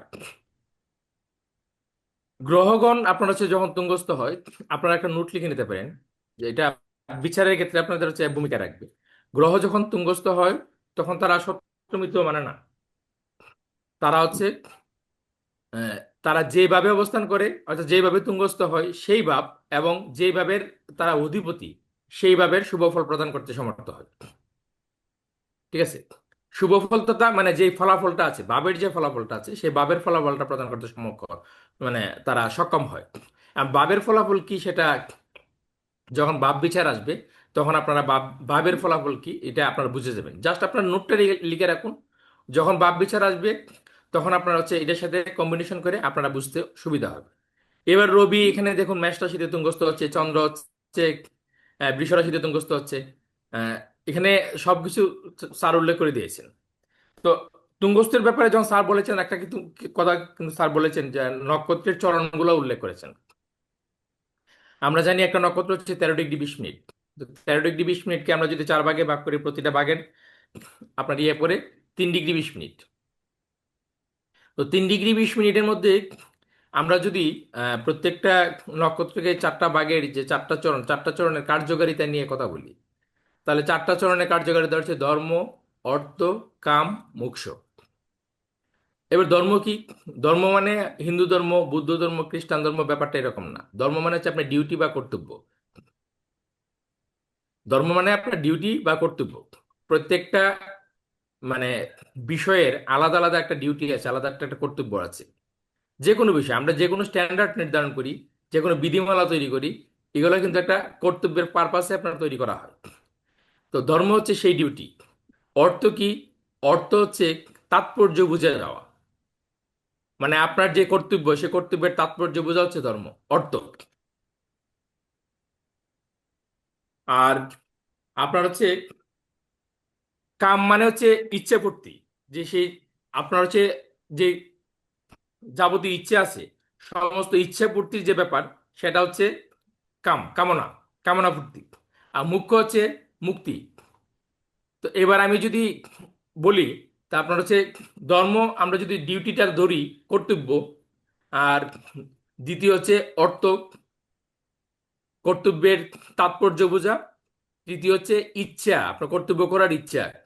আর চতুর্থ হচ্ছে মুখ্য মানে পরিণতি, মানে আপনি প্রথম যেটা দিয়ে শুরু করলেন মানে কর্তব্য, সেই কর্তব্যের পরিণতি হচ্ছে চতুর্থ চরণ। এখন আপনি দেখুন, আপনার হচ্ছে রবি এখানে কিন্তু 3 ডিগ্রিতে মানে 3টা চরণ পেল, তেমনি ভাবে চন্দ্র একটা চরণ পেল, রাহু আবার হচ্ছে চরণ পেয়ে গেল 4টা। তো এই বিষয়টি নিয়ে আপনার হচ্ছে বিস্তারিত পরবর্তীতে ধারাবাহিকভাবে আলোচনা হবে। তো এখন একটা বিষয় আমি আপনাদের সামনে উপস্থাপন করছি, যে বিষয়টা আমি বলছি যে গ্রহগণ হচ্ছে যে ভাবে হচ্ছে তুঙ্গস্থ হয় সেই ভাব, এবং হচ্ছে যে রাশির অধিপতি তারা, সেই রাশির হচ্ছে আহ, তে যে ভাব আছে সেই ভাবের আপনার তারা শুভ ফল প্রদান করতে সমর্থ হয়। এই বিষয়টা আমি আপনাদের সামনে বলছি। যেমন রবি হচ্ছে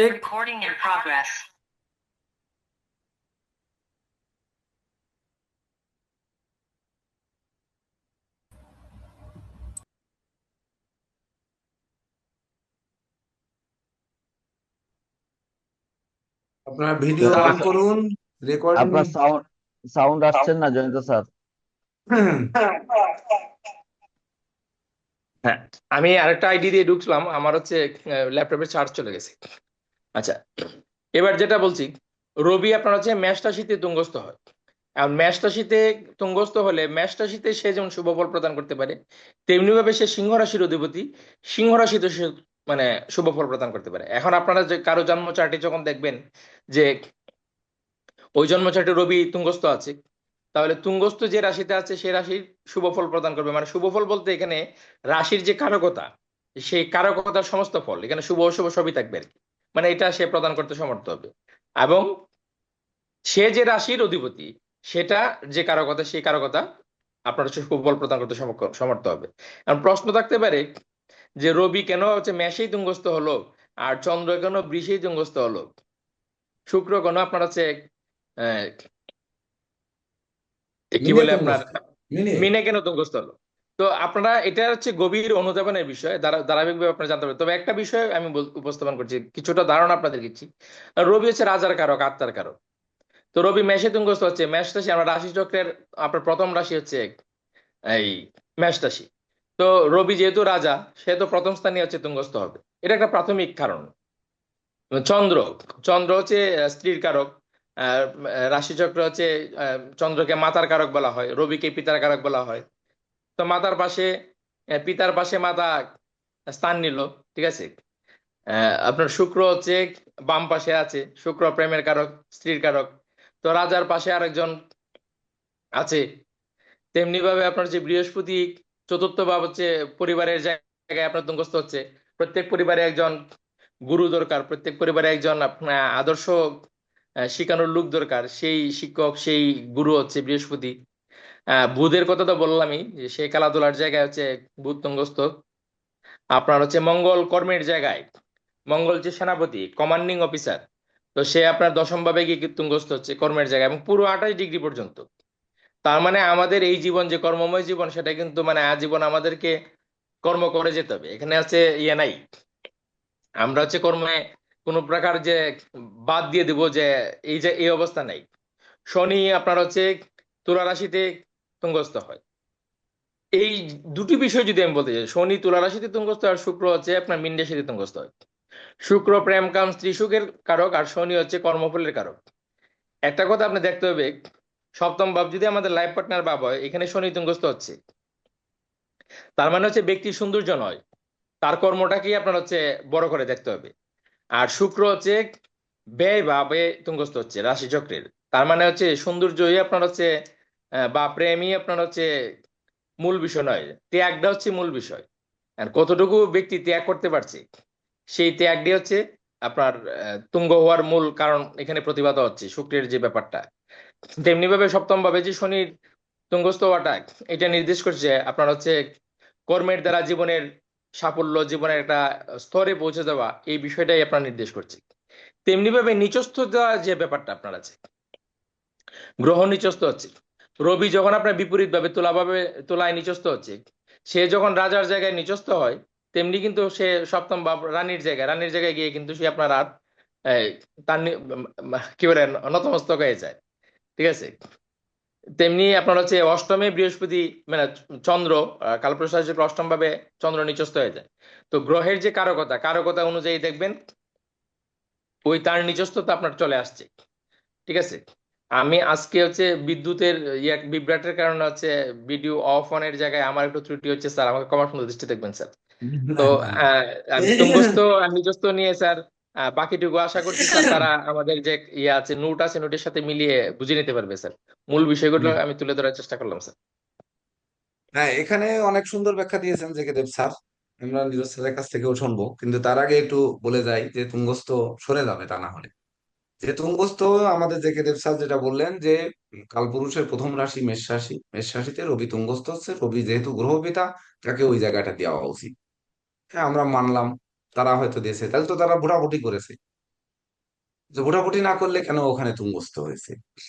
আর তুলায় গিয়ে নিঃস্ত হয়েছে মানে রানীর কাছে, সপ্তম ভাব মানে জীবন সঙ্গী, তাহলে রাজা রানীর কাছে গিয়ে মাথা নত করেছে। এটি আমরা পৌরাণিক কিছু জোকস শুনি। জোকস হচ্ছে রাজা যুদ্ধে যাবে, তো যুদ্ধে যে সমস্ত বিপক্ষ পার্টিকে পরাজিত করবে এই সংকল্প নিয়ে যুদ্ধে যাচ্ছে। সব ঘোড়া অস্ত্র শস্ত্র সজ্জিত হয়ে যাত্রা করেছে। যাত্রা করার মুহূর্তে না মানে তার স্ত্রীর কাছে গেছে অনুমতি নিতে। তো অনুমতি নিতে গেলে উনি বলছে, তুমি যুদ্ধে যে তুমি শত্রুপক্ষকে মারবা না তুমি নিজে মরবা? যদি তুমি নিজে মরো তাহলে তো আমার স্মৃতির সিঁদুর মুছে যাবে। এ বলে ক্রন্দন শুরু করে দিয়েছে, কান্নাকাটি। কান্নাকাটি শুরু করলে কি করবে? তখন স্ত্রীর কান্না ঠান্ডা থামাতে হবে। থামাতে গেছে, থামাতে গিয়ে ওই জায়গা থেকে তার প্রতিজ্ঞা ভঙ্গ করতে হয়েছে। তাহলে প্রবৃদ্ধির জায়গা যেখানে, এই প্রবৃদ্ধির জায়গায় গিয়ে নিঃস্বস্ত হয়েছে রবি। তাহলে রবি যে প্রবৃদ্ধির জায়গায় নিঃস্বস্ত হলো, যে কে দেব স্যার যে কথা বললেন, তাহলে রবির পাওয়ার বাড়লো কি করে? ওখানে পাওয়ার কমলো। আচ্ছা, কমলো। সূর্য রাত্রেবেলায় আহ অন্ধকার থাকে, মানে সূর্যের পাওয়ার থাকে না, আর দিনের বেলায় পাওয়ার থাকে। মনে করলাম রাত্রেবেলায় পাওয়ার কমে গেল। তাহলে রাত্রেবেলায় সে পাওয়ার কমেছে, তখন রাত্রেবেলায় পাওয়ার তার জীবন সঙ্গীকে দিয়েছে। এমনি যদি একটি কাল বিচার করি, ওই কাল পুরুষের অঙ্গ বিচার করতে গেলে একটি কাল এসে যায়। যে একটি কালে ধরেন যৌবন কালে আপনার পাওয়ার থাকে, শিশুকালে বাবা মায়ের পাওয়ার থাকে, পৌরাবস্থায় সন্তানদের পাওয়ার থাকে। তিনটি কাল যদি আমরা বিচার করি, বা অতীত, বর্তমান, ভবিষ্যৎ। তাহলে অতীত কাল কি, বর্তমান কি, কাল কি, ভবিষ্যৎ কাল কি, এগুলো আপনার কাল আপনারা জানেন। তবে ভিডিও অন না করলে কিন্তু আমি এই গোপন তত্ত্ব শেখাবো না, এটি কিন্তু মাথায় রাখতে হবে। বিশেষ করে ভিডিও, আমরা বলছি 10% আমাদের ভিডিও অফ করতে পারবেন অনুমতি সাপেক্ষে। সেটি হচ্ছে আপনাদের ওই গ্রুপে লিখতে হবে যে আমার বিশেষ সমস্যা, আমি গাড়িতে আছি বা আমি অমুক জায়গায় আছি, সেটি বলতে হবে। বলার পরে আমরা একসেপ্ট করব, আমাদের টিম আছে কিন্তু এখানে লাগিয়ে দেওয়া, সেই অনুযায়ী একসেপ্ট করবে, এমনকি তার জবাবও দেবে যে আজকে আপনাকে আর সুযোগ দেওয়া যাচ্ছে না, বা আপনি হাফ সময় পর্যন্ত অফ করুন, বাকি হাফ সময় অন্যরা অফ করুক। এভাবে আমাদের ক্লাস চালিত হবে। আপনাদের পিছনে কিন্তু আমরা বলেছি একজনের পিছনে তিনজন লেগে আছে।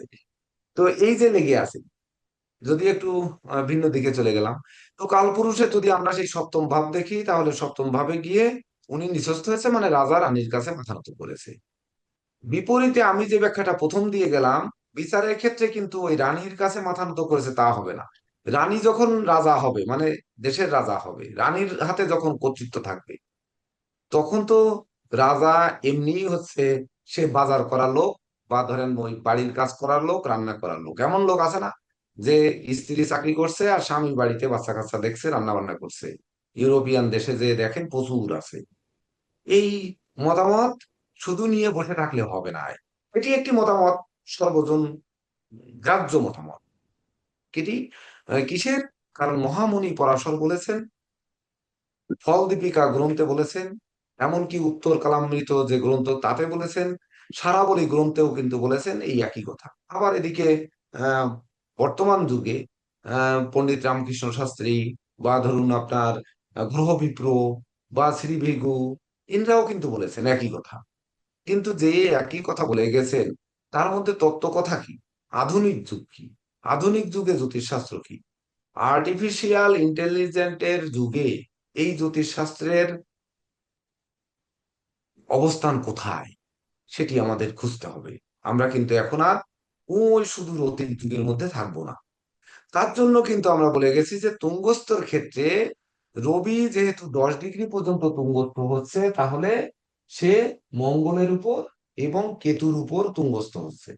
তাহলে মঙ্গল আর কেতু কিন্তু কালপুরুষের প্রথম রাশি মঙ্গল, এটা ঠিক আছে। কেতু তো আর কালপুরুষের কোনো নিজস্ব রাশি না। তাহলে এই কেতু নক্ষত্র তো স্থির, ওটার উপর কেন তুঙ্গস্থ হলো? তাহলে তুঙ্গস্থ হতেও কিন্তু কেতু বিঘ্ন সৃষ্টিকারী গ্রহ। আগেই বলেছি কেতু হচ্ছে বিঘ্ন সৃষ্টিকারী গ্রহ, কেতু দৈব শক্তির কারক গ্রহ। তাহলে কেতু যদি দৈব শক্তি দেয়, তাহলে দৈব বলে দিল রবিকে যে হ্যাঁ ঠিক আছে, তুমি আমার মাথার পরে তুঙ্গস্থ হও, এতে কিছু আমার যায় আসে না। কিন্তু বিঘ্ন সৃষ্টিকারী গ্রহ সে তো বিপরীতে বাধার সৃষ্টিও করবে রবিকে, যে না, তুমি আমার মাথার পরে বসো না। তাহলে এক কেতু বলছে তুমি বসো, আর এক কেতু বলছে তুমি বসো না। কোন কেতু বলছে তুমি বসো আর কোন কেতু বসো না? তার জন্য কেতুর চরণ রয়েছে, নক্ষত্রের চরণ রয়েছে। প্রথম চরণ, দ্বিতীয় চরণ, তৃতীয় চরণ, যে জন্য করণ হয়। আমরা পঞ্চাঙ্গ জ্যোতিষ ধীরে ধীরে শিখে যাব। পঞ্চাঙ্গ জ্যোতিষে বার, তিথি, নক্ষত্র, করণ, যোগ, এই পাঁচটা নিয়ে যে আমাদের পঞ্চাঙ্গ, তার মধ্যে করণ হচ্ছে। কেন করণ হচ্ছে? এই করণটা নক্ষত্র অনুযায়ী যোগ হচ্ছে, নক্ষত্র অনুযায়ী করণ হচ্ছে, তিথির অবস্থান অনুযায়ী কিন্তু আমাদের এই করণটা তৈরি হচ্ছে, প্রথম করণ, দ্বিতীয় করণ, তৃতীয় করণ।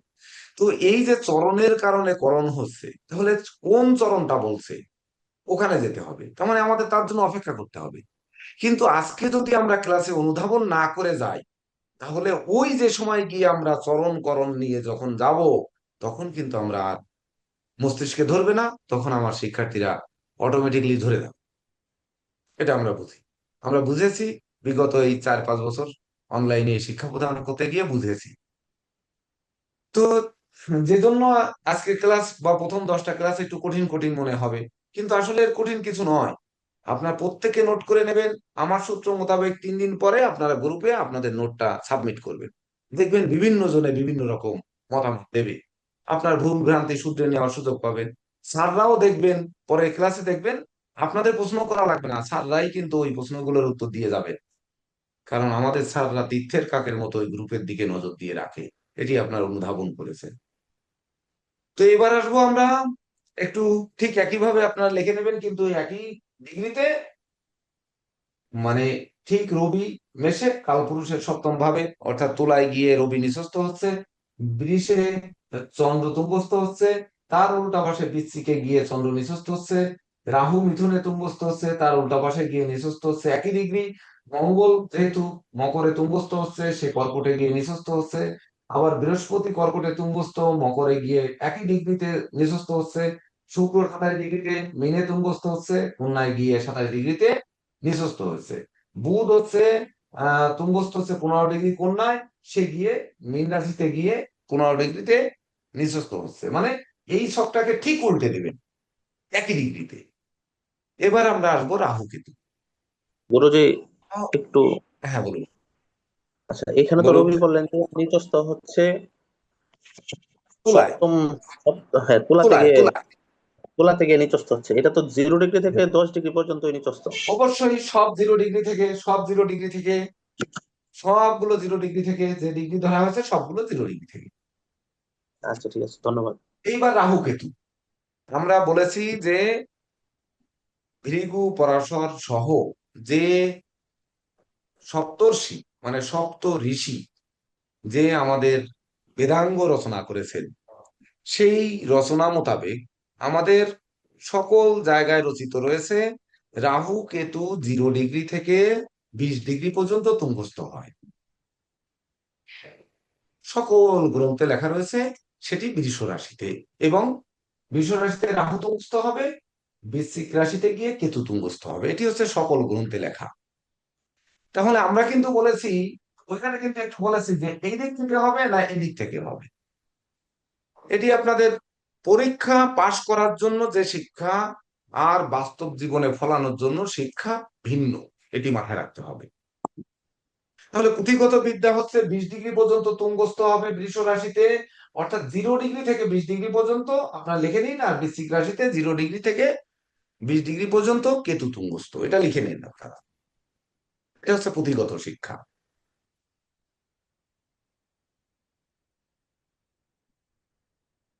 এইবার একটু খুব মর্ম কথা অনুধাবন করতে হবে খুব। আমরা বলেছি রাশি স্থির, নক্ষত্র স্থির, ডিগ্রিও স্থির, শুধুমাত্র গ্রহগুলো ঘোরে, আর কেউ ঘোরে না, কেউ কারোর সাথে যায় না। তার মানে আমরা জন্মগ্রহণ করে ঘুরি, মায়ের পেটে পেঁচাই, প্রচন্ড ফুটবল খেলি মায়ের পেটের ভিতর, সেখান থেকে বেরোয় পেঁচাই ঘুরি, এদিকে মাথা দিয়ে শোয়াইলে দেখা যায় সকালবেলায় যে মাথা অন্যদিকে চলে গেছে। আবার ওই ঘুরতে ঘুরতে আমরা কর্মজীবনে ঘুরতে ঘুরতে সর্বশেষ যে মারা যায়, হিন্দুদের উত্তর দিক মাথা দিয়ে শোয়ায় দেয় ফুলাইয়ে, আর হচ্ছে আমরা যারা মুসলিম ধর্মাবলম্বী রয়েছি, ওনাদের পশ্চিম দিকে মাথা দিয়ে শায়িত করে তারপরে ওনাকে কবরস্থ করা হয় বা সমাধিস্থ করা হয়। আবার এই পশ্চিম দিক, পশ্চিম দিক বললেই কিন্তু হলো না। কেন হলো না? কারণ যারা কাবা শরীফের ওই পশ্চিম দিকে আছে, মানে আমাদের সৌদি আরবের যারা উত্তর গোলার্ধের দেশে আছে, যারা সৌদি আরবের নিম্ন গোলার্ধের দেশে আছে, যারা সৌদি আরবের এই আহ, কর্কট ক্রান্তিতে আছে, যেসব দেশ আমেরিকা, ব্রাজিল, ওই এখন আর্জেন্টিনা বা ইউরোপের দেশগুলো, ওনারা কোন দিকে মাথা দিয়ে শায়িত করে। অর্থাৎ এটি হচ্ছে পশ্চিম দিক বলে নয়, কাবা শরীফ যেদিকে রয়েছে ওই দিকে মাথা দিয়ে শায়িত করানো হয় আমার মনে হয়। আমি সঠিক জানি না, এখানে যারা ইসলাম ধর্মাবলম্বী রয়েছেন তারা ভালো জানবেন, যদি ভুল হয় ক্ষমা সুন্দর দৃষ্টিতে দেখবেন। তো এটিও কিন্তু ওই সিয়াম সাধনা বা নামাজ আদি, আমরা যে পঞ্চবেনা, বিশেষ করে নামাজ, হজ, যাকাত, এই এই যেগুলো পঞ্চবেনা বা যেগুলো আমরা করি, সেইগুলোর ভিতরেও কিন্তু এই যে কাবা শরীফের দিকে আমরা মুখ করে করি, ঠিক তদনুরূপ ওইদিকে সেই মাথা দিয়ে শয়নের কথা রয়েছে।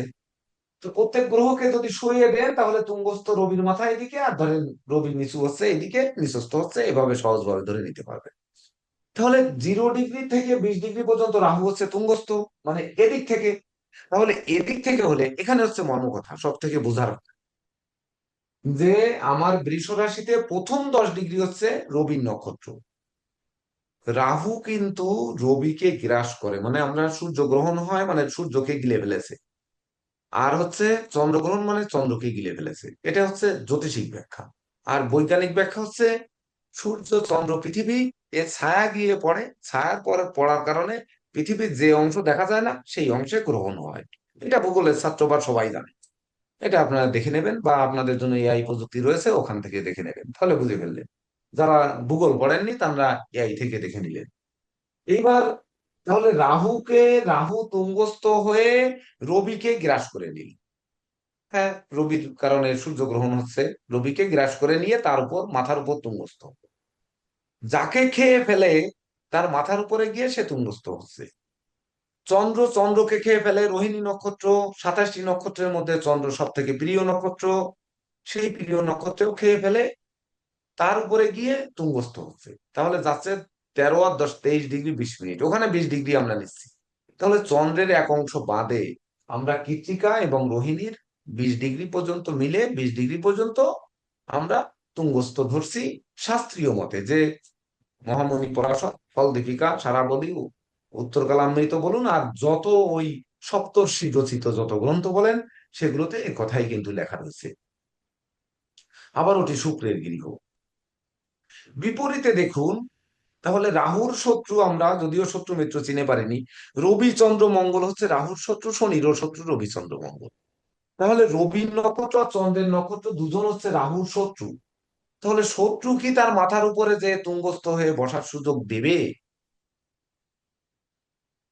আপনারা যে আমার শত্রু, যে এই কোচিং সেন্টারকে ভেঙে দেওয়ার জন্য চেষ্টা করছেন, বা এই বাংলাদেশ রেডিয়েন্স একাডেমি অফ অ্যাস্ট্রোলজিকে ভেঙে দেওয়ার চেষ্টা করছেন, এখানে ধরুন আপনারা বিভিন্ন রকম হুল ফুটানোর চেষ্টা করছেন, বিভিন্ন ভাবে ক্ষতি সাধনের চেষ্টা করছেন, তানাকে কি আমি এনে এইখানকার শ্রেষ্ঠ পদ, যেটা আহ ধরেন ওই প্রেসিডেন্ট পদ, বা ধরুন আপনার প্রিন্সিপাল পদ, এই পদগুলোকে আমি দেব? আপনাদের কি মনে হয় দেব? হুম, দিতে পারি? আমার গায়ে রক্ত থাকতে কি আমি দেবো এটা? না। যেহেতু আমার গড়া জিনিস। বিপরীতে এখানে এবার মিথুনে বুঝুন, মিথুনে কিন্তু রয়েছে মৃগশিরা নক্ষত্র, মঙ্গলের নক্ষত্র। মঙ্গল কিন্তু রাহুর শত্রু।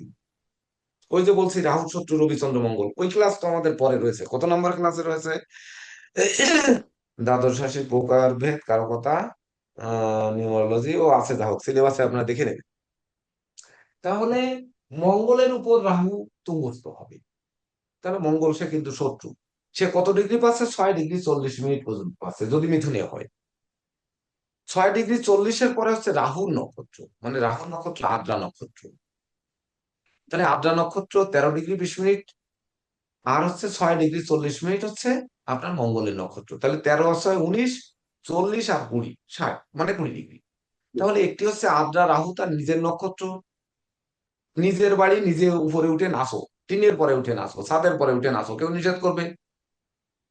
মঙ্গল তার শত্রু অঙ্গার গ্রহ, তার উপরে উঠে সে নাচবে মঙ্গল। কিন্তু এইবার দেখতে হবে মঙ্গলের শক্তি বেশি না রবি চন্দ্রের শক্তি বেশি। রাহু তো মঙ্গলকে গ্রাস করে কোনো গ্রহণ তৈরি করছে না, রাহু মঙ্গল যোগ অঙ্গার যোগ তৈরি করছে, কিন্তু ওই গ্রাস যোগ তৈরি করছে না। তো চন্দ্র রবি এদের উপর গ্রাস যোগ তৈরি করছে।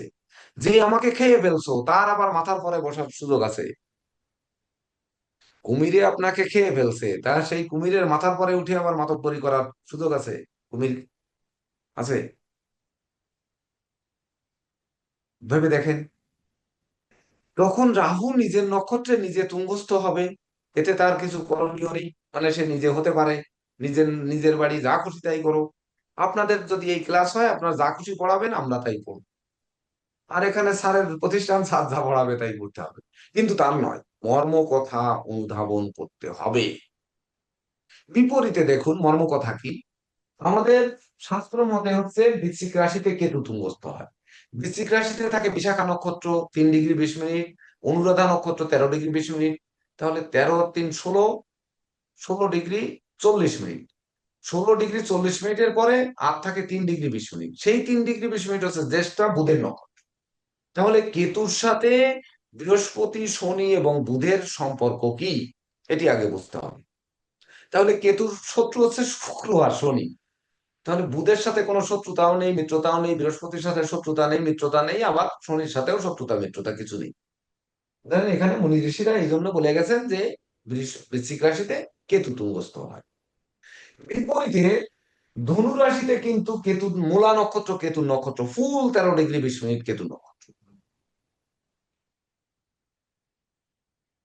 কেতুর পরে হচ্ছে রবি নক্ষত্র। কেতুকে নিষ্ক্রিয় রবি বলা হয়, লিখে রাখুন, কেতুকে নিষ্ক্রিয় রবি বলা হয়। তাহলে এই নিষ্ক্রিয় রবি বলা হয় যার জন্য কেতু গিয়ে মূলার পরে হচ্ছে পূর্বাষাঢ়া, না মূলার পরে পূর্বাষাঢ়া, তারপরে হচ্ছে উত্তরাষাঢ়া। মানে মূলার 13 ডিগ্রি, পূর্বাষাঢ়া শুক্রের, শুক্রের হচ্ছে ধত্রী 13 ডিগ্রি 20, আর হচ্ছে 6 ডিগ্রি 40। তাহলে 6 ডিগ্রি 40 মিনিট শুক্রের নক্ষত্র নিচ্ছে। শুক্র কিনা ঘরটা কিন্তু বৃহস্পতি। তাহলে এখানে প্রথম নক্ষত্র সে কেতুর পাচ্ছে, নিজের ঘরে নিজে নাচতে পারতেছে, ওই মিথুনের মতো। এখানেও কিন্তু কেতু তার নিজের নক্ষত্রের উপর নিজে নাচতে পারতেছে। বাকি যেটা পাচ্ছে সেটি হচ্ছে শুক্র। শুক্র হচ্ছে আমরা বলছি দৈত্যদের গুরু, আর কেতু তো দৈত্য দানবের লেজ। মানে ওই যে দেবতারা অমৃত, সমুদ্র মন্থনে অমৃত উৎপাদন হয়েছে, সেই অমৃত খেয়ে অমরত্ব লাভ করবে, সেখানে দৈত্য গোপনে চুরি করে গিয়ে অমৃত খেয়ে ফেলেছে। ভগবান বিষ্ণু সুদর্শন চক্র দ্বারা তার গলা কেটে দিয়েছে। গলা কেটে দিলেও অমৃত খাওয়ার কারণে সে অমরত্ব লাভ করেছে। এই অমরত্ব লাভ তো আর ফিরিয়ে নেওয়া যাচ্ছে না। তখন মাথাটা রাহু হয়েছে, লেজটা কেতু হয়েছে, কিন্তু অমর তারা। তাহলে এই অমরত্ব লাভকারী কেতু, সে বিঘ্ন সৃষ্টিকারী গ্রহ আর দৈব শক্তির কারক গ্রহ। তাহলে দৈব শক্তির কারক গ্রহ কিভাবে হয়েছে? যদি আমরা ধনুতে তুঙ্গস্থ দেই, তাহলে ধনুর অধিপতি কিন্তু বৃহস্পতি। এই যে লিখেছেন বৃহস্পতি, এই বৃহস্পতি হচ্ছে দেবতা, দৈব শক্তি এখান থেকে পেয়েছে।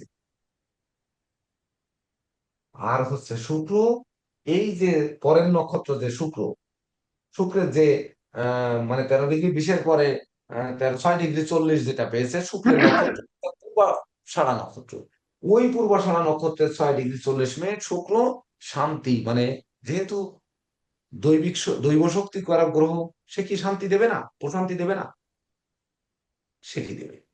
যার জন্য সনাতন অ্যাস্ট্রোলজিক্যাল কোচিং সেন্টার আপনাদের শিক্ষা দেবে রাহু হচ্ছে মিথুন রাশিতে তুঙ্গস্থ, আর কেতু হচ্ছে ধনু রাশিতে তুঙ্গস্থ। কিন্তু যখন শাস্ত্রগতভাবে আপনারা বৃষ আর বৃশ্চিককে রাহু কেতুর তুঙ্গ গৃহ ধরে নেবেন, ঠিক উল্টো দিকে আপনারা নিচস্থ ধরে নেবেন। এটি হচ্ছে পরীক্ষায় পাশ করার জন্য। কিন্তু বিচারের ক্ষেত্রে যে গিয়ে এই আমি যে ব্যাখ্যা বললাম, এই ব্যাখ্যা ধাপে ধাপে আমাদের আর কয়েকটি ক্লাস যাক, গেলে তারপরে আপনারা বুঝতে পারবেন কেন এটি তুঙ্গস্থ হচ্ছে। আবার আরেকটি ব্যাখ্যা জেকে দেব স্যার যেটি দিয়ে গেছেন, যেমন হচ্ছে বৃষ রাশিতে রাহু তুঙ্গস্থ কালপুরুষের ধনভাব, 2 নম্বর ঘর। তাহলে কালপুরুষের ধন, ধন সম্পদ, তাহলে ধন সম্পদের ঘরে রাহু তুঙ্গস্থ হচ্ছে। এখানে অবশ্যই এই ব্যাখ্যা দিতে গেলে রাহু দৃষ্টি, রাহু কিন্তু যেহেতু ক্লকওয়াইজ ঘোরে, তাহলে রাহু যখন পঞ্চম দৃষ্টি দেয় তখন এখানে তুঙ্গস্থ থেকে পঞ্চম দৃষ্টি দেয় কালপুরুষের দশম ভাবে। হ্যাঁ, কর্ম করে অর্থ উপার্জন করে ধনভাবে এনে সঞ্চয় করতে হয়। তারপরে সে দৃষ্টি দেয় কালপুরুষে অষ্টম ভাবে।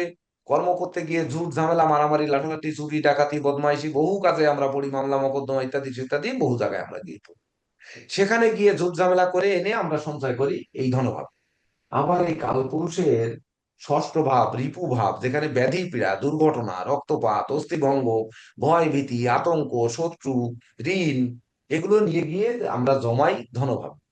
তা ধনভাবে তুঙ্গস্থ হয়ে যে গ্রহগুলো সেটি কিনা রবি আর চন্দ্রের উপর তুঙ্গস্থ হয়, রবি আর চন্দ্রের নক্ষত্রের উপর। তাহলে রবি যার মেরে দেয় রাহুতে শত্রু, তার কি আর ধন সম্পদ কিছু থাকে? বিপরীতে তৃতীয় ভাব হচ্ছে ধৈর্যের জায়গা। ধৈর্য সাহস মনোবল জনবল বীরত্ব মানসিক শক্তি দাস দাসী শ্রমিক কর্মচারী কণ্ঠস্বর চেষ্টা বল অন্ননালী, এইগুলো হচ্ছে তৃতীয় ভাব। যখন তৃতীয় ভাবে গিয়ে তুঙ্গস্থ হয় তখন কিন্তু এটি আমাদের নক্ষত্র মঙ্গল মৃগশিরা, মৃগশিরার মঙ্গল, মঙ্গল মানে ধৈর্যশীল কারক, ধৈর্যশীল গ্রহ। ধৈর্য সাহস মনোবল জনবলের যে কারক, ওই যে কারক গ্রহ 5 পেজ না 6 পেজ আপনাদের গ্রুপে দেওয়া হয়েছে, ওখানে মঙ্গলের কারকতা যখন আপনি পড়বেন, রবির কারকতা যখন পড়বেন, চন্দ্রের কারকতা যখন পড়বেন, আপনি ওই শনির কারকতা, তখন বুঝতে পারবেন যে মঙ্গলের কারকতা কি। তো মঙ্গলের কারকতা যখন বুঝতে পারবেন আর রাহুর কারকতা যখন বুঝতে পারবেন, রাহু আর আমি তো বলেছি নিজের ঘরে নিজে যা খুশি তাই করে। আপনারা ঘরে বসে আছেন, ওখানে চা খান কফি খান যা খান খান, বা ক্লাস করেন, আপনার খাতায় লেখেন লেখেন না লেখেন না লেখেন, এর রেকর্ড তো থাকছে, এটা আপনাদের ব্যাপার, ওখানে তো আর আমরা দেখতে যাচ্ছি না। কিন্তু এই যে নিজের উপর নিজের প্রভাব এবং কালপুরুষের তৃতীয় ভাব, সেই ধৈর্যের জায়গা। তাহলে ধৈর্য কি মানুষের এই যে 3 ঘন্টা, আপনাদের কি 3 ঘন্টা ধৈর্য থাকে? সবার সবার সমান থাকে? তাহলে রাহু ধৈর্যচ্যুতি ঘটায়, রাহু মনোবল ভেঙে দেয়, রাহু নেতৃত্ব দেয় কখনো নেতৃত্ব কেড়ে নেয়। কারণ রাহু লটারি ধরায়, লটারি ধরে খুব হাসি খুশি করি, লটারিটা ধরে নিয়ে আসি, যেই ড্র হয়ে যায় সেই অমনি মুহূর্তের মধ্যে শেষ আমাদের জীবন, সব চলে গেছে। তাহলে এই যে রূপটা মায়াবী রাহু মায়ার বন্ধনে বন্ধন করে আমাদের বুদ্ধিকে লোপ করে, বিদ্যাকে খেয়ে ফেলে, জ্ঞান গরিমাকে খেয়ে ফেলে, যার জন্য ভুল পথে যায়। আমরা মদ খাই, কেন খাই? ওরে বাবা, আনন্দের জন্য। আর যেই নেশা কেটে যায় সেই অনুশোচনা করি, কেন যে খেলাম, ইস, ভুল হয়ে গেল। যেমন আমি ধরেন 14 বছর ধরে ঘুমের ওষুধ খাই, তাহলে এই যে ঘুমের ওষুধ ছাড়া আমার ঘুম হবে, তাহলে এইবার ঘুমের ওষুধ খাওয়ার সময় খাই ঠিকই, কিন্তু সকালে উঠে প্রত্যেকদিন ভাবি যদি ঘুমের ওষুধটা ছাড়তে পারতাম, কমিয়ে দিতে পারতাম। এই যে অনুশোচনা, এই অনুশোচনা কিন্তু মায়াবী রাহু অনুশোচনা করায়। তো অনুশোচনা তো আসে কোথা থেকে? নিজের বুদ্ধি থেকে। তা বুদ্ধির কারক তো বুধ। তাহলে বুধের ঘরে তুঙ্গস্থ হবে নাকি আপনার এই শান্তির ঘরে ধনের ঘরে তুঙ্গস্থ হবে? যদি ধনের ঘরে তুঙ্গস্থ হয় তাহলে রাহু কেন লটারি কাটায়? লটারি যে কাটে সে কিন্তু কোটিপতি হয় লাখে একজন, আর লটারি কোম্পানিরা কিন্তু প্রত্যেকে কোটিপতি হয়। আপনারা নিজেরা একটা লটারি করেন, আপনাদের যে 55 জন শিক্ষার্থী রয়েছেন, 55 জন না 56 জন হয়েছে মনে হয় এখন, তো এই 56 জন একটা লটারি করেন যে সবাই মিলে 1 টাকা করে জমা দেন। জমা দেওয়ার পরে 56 টাকা হবে, এবার সপ্তাহে একটা করে লটারি দেন, যে একজন 50 টাকা পাবে। দেখবেন যে 50 টাকা আপনি দিয়ে দিচ্ছেন, সে কিন্তু 50 টাকা পাচ্ছে। মাথা পর্যন্ত যে 55 পর্যন্ত টান হবে না, 40 পর্যন্ত যে বন্ধ হয়ে যাবে, যা আর টানা লাগবে না। তাহলে 5 টাকা করে প্রতি মাসে থেকে যাচ্ছে বা প্রতিদিন থেকে যাচ্ছে, ওই 5 টাকা করে 50 টান পর্যন্ত 5 × 5 = 250 টাকা। আর 40 টানে যে বন্ধ হয়ে যাবে, নিশ্চিত বন্ধ হয়ে যাবে, 40-এর পরে যে আর টান হবে না। তো যখন 40-এর পরে বন্ধ হয়ে যাবে তখন ওই যে বাকি 15 গুণ হচ্ছে আপনার 55 টাকা, যে কয় টাকা হয় সেই কয় টাকার মালিক কিন্তু প্রতিষ্ঠান হবে। এই জন্য লটারি কোম্পানির মালিকরা বেশি ধনী হয়, ক্যাসিনোর মালিকরা বেশি ধনী হয়। এর আরো ব্যাখ্যা রয়েছে, আপনার ধাপে ধাপে পাবেন। এটি হচ্ছে রাহুর কেতুর তুঙ্গস্থতা। আমরা কেন বিচারের ক্ষেত্রে এখানে নেব, পরবর্তীতে আপনাদের জীবনী দিয়ে যখন বিচার করা হবে তখন আপনারা বুঝে ফেলবেন, যে জীবনের সাথে যখন ধরিয়ে দেওয়া হবে যে আপনার রাহু অমুক জায়গায় আছে, আপনার জীবনে এই ঘটছে, আর আপনার রাহু অমুক জায়গায় আছে, আপনার জীবনে এই ঘটছে। তখন বুঝতে পারবেন যে রাহু কোথায় আমাদের তুঙ্গস্থ ধরা উচিত আর কোথায় উচিত নয়। ক্লিয়ার এবার? এটা অনুধাবন করা, এতক্ষণ যা শুনলেন এটা শুধু অনুধাবন করা, অনুধাবন করবেন। এবং এই এই কথাটা ওই টাইমিং এ যে ভিডিও অন্য জায়গা দেখুন আর না দেখুন, এই জায়গার যে কথাটা টাইমিং এ যে 9টা 23 বাজে, মানে 1 ঘন্টা 23 মিনিট, 1 ঘন্টা 23 ধরেন, অন্তত আমি এই 10 মিনিট ধরে এটা বলছি, তাহলে 1 ঘন্টা 10 থেকে, মানে 1 ঘন্টা 10 থেকে 1 ঘন্টা 23 মিনিট পর্যন্ত এই কথাগুলো রয়েছে রাহু কেতু নিয়ে। এই জায়গায় গিয়ে আপনার চালায় দিয়ে এগুলো শুনে অনুধাবন করে নক্ষত্রগুলোকে বসিয়ে আপনাদের রাহু গোচরে যখন ওই ঘর থেকে যাবে, তখন আপনাদের কি কি প্রভাব ফেলছে, বিশেষ করে রবির উপর প্রভাব ফেলছে, যশ খ্যাতি নষ্ট হচ্ছে, না মা অসুস্থ হচ্ছে, না বাবা অসুস্থ হচ্ছে, পুত্র সন্তান অসুস্থ হচ্ছে, না কন্যা সন্তান অসুস্থ হচ্ছে, নাকি বুদ্ধি ধ্বংস করছে, না ধৈর্য সাহসে বাধা সৃষ্টি করছে, না ধরেন না আপনার মায়া বাড়ছে না মায়া কমছে, এর উপর নির্ভর করে আপনাদের বিচার করতে হবে। তবে ডিগ্রি যেহেতু স্থায়ী, কথাটা মনে রাখতে হবে, ডিগ্রি যেহেতু স্থায়ী, তো এদিক থেকেই কিন্তু 20 ডিগ্রি পর্যন্ত তুঙ্গস্থ হবে। রাহু কেতু উল্টা দিকে ঘোরে বা ঘড়ির কাঁটার দিকে ঘোরে, তার জন্য এই দিক থেকে তুঙ্গস্থ হবে বা 30 থেকে 10-এর দিকে যাবে, এটা ভুল। অর্থাৎ 20 ডিগ্রি মানে 20 থেকে 0 ডিগ্রি পর্যন্ত যাবে। কারেকশন করে নেন এবার।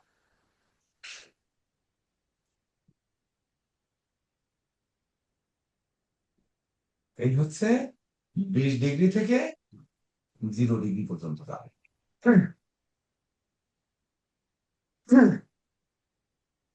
আমাদের নীরজ স্যার এবার এই তুঙ্গস্থ নিচস্থতার ক্ষেত্রে যদি বিশেষ কিছু বা আজকের টপিক গ্রহের ক্ষেত্র, তুঙ্গস্থ নিচস্থ মূল ত্রিকোণ দৃষ্টি, দৃষ্টিতে আমরা এখনো এসে পারিনি, আমাদের সময় প্রায় 1.5 ঘন্টা চলে গেছে। আমরা মূল ত্রিকোণে যাব। তার আগে নীরজ স্যার আপনি এইদিকে একটু, ওনাদের বুঝতে অনেক জায়গায় বাকি রয়ে গেছে, আপনি ধরতে পেরেছেন, আপনি নোট করেছেন, তো সেই জায়গাগুলো যেহেতু আপনি অন্তর্যামী স্যার, আপনি সেই অনুযায়ী একটু ব্যাখ্যা করে দেন। স্যার, আমি আলোচনা আপনারা শুনলেন। জয়ন্ত স্যার এবং গুরুজি চমৎকার ভাবে যে বিষয়টা আপনাদের সাথে সামনে উপস্থাপন করার চেষ্টা করতেছেন। আজকে আমাদের টপিক হচ্ছে নবগ্রহের পরিচয়, কারকতা, রাশিচক্রের গ্রহের স্বক্ষেত্র, উচ্চ নীচ, মূল ত্রিকোণ, ক্ষেত্রবর্তী গ্রহের দৃষ্টি। দেখেন, একটা বিষয় আমি সামারাইজ করতে চাচ্ছি এখানে। স্বক্ষেত্র মানে আপনারা এতক্ষণ জানলেন যে নিজের বাড়ি, নিজের ঘর। আমি আপনাদের এই আজকের অডিয়েন্স থেকেই আমি এই উদাহরণটা দেব। নিজের বাড়ি মানে জয়ন্ত স্যার বলেই গেছেন যে আপনি নিজের বাড়িতে বসে ক্লাস করতেছেন। তাহলে মূল ত্রিকোণ কি? মূল ত্রিকোণ হচ্ছে আপনার কমফোর্ট জোন, একটা গ্রহের কমফোর্ট জোন। মনে করেন আপনি মঙ্গল মেষ রাশির অধিপতি, মঙ্গল আবার মেষ রাশিতে মূল ত্রিকোণ। তার একটা নির্দিষ্ট ডিগ্রি আছে, ওইটাতে আমরা এখন যাব না। ঠিক ওই ডিগ্রিতে আপনার গৃহে যখন আপনি থাকছেন, কিন্তু আপনি একটা বিশেষ জায়গায় অবস্থান করতে পছন্দ করতেছেন, এটা হচ্ছে আপনার কমফোর্ট জোন। আপনি এই যখন কমফোর্ট জোনে আপনি যখন থাকেন, তখন আপনি মানুষকে কি করেন? আপনার জাজমেন্টটা তখন কি আসে? আপনার জাজমেন্টটা আসে এভারেজ। কেউ হয়তো বড় কোনো দোষ করে ফেলছে, আপনি ক্ষমা করে দিলেন। কেউ হয়তো আহ আপনার কাছে কিছু একটা চেয়ে বসছে, আপনি দিয়ে দিলেন। মানে আমরা যখন কমফোর্ট জোনে থাকি, তখন আমরা আমাদের যা খুশি তাই, মনের আনন্দ নিয়ে যা খুশি তাই করি, এবং এতে আমাদের মনের ভিতর কোনো ধরনের প্রতিক্রিয়া সৃষ্টি হয় না। ওইটা আমরা আবার ভুলেও যাই। মানে এক কথায় আনন্দে কাজ করতে করতে আমরা যেখানে বসে খুব আনন্দে কাজ করতে পারি। যেমন আপনারা অনেকে এখানে কাজ করতে ক্লাস করতেছেন, সবাই কমফোর্ট জোনে নাই। যদি কমফোর্ট জোনে থাকতেন, তাহলে কেউ ভিডিও অফ করতেন না, কেউ উঠে চলে যেতেন না, কেউ কেউ আহ মানে আহ, অসতর্কভাবে ইয়ে করতেন না, মানে অসতর্কভাবে ক্লাসে পার্টিসিপেট করতেন না। এই বিষয়টা প্রত্যেকটা গ্রহের ক্ষেত্রে প্রযোজ্য। আপনাকে বুঝতে হবে যে গ্রহরা এইভাবেই কাজ করে। যদি সেই কমফোর্ট জোনে আমরা থাকি, তাহলে আমরা কি করব?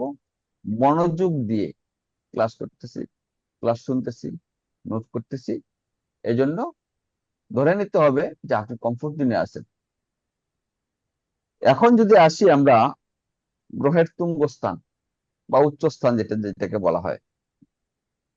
তুঙ্গস্থান হচ্ছে আপনি যেখানে গিয়ে পাওয়ার দেখাইতে পারেন, আপনার সর্বোচ্চ পাওয়ার আপনি যেখানে গিয়ে দেখেন।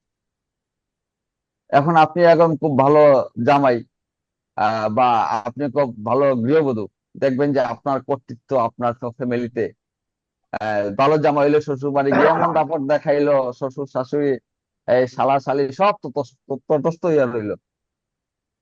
মানে যেখানে একটা গ্রহ তার সর্বোচ্চ পাওয়ার দেখাইতে পারে, তার পাওয়ারে ব্যবহার করতে পারে, এবং সেই পাওয়ারটা গ্রহ অনুযায়ী মানে গ্রহের কারকতা অনুযায়ী ব্যাড অর গুড সেটা নির্ভর করে।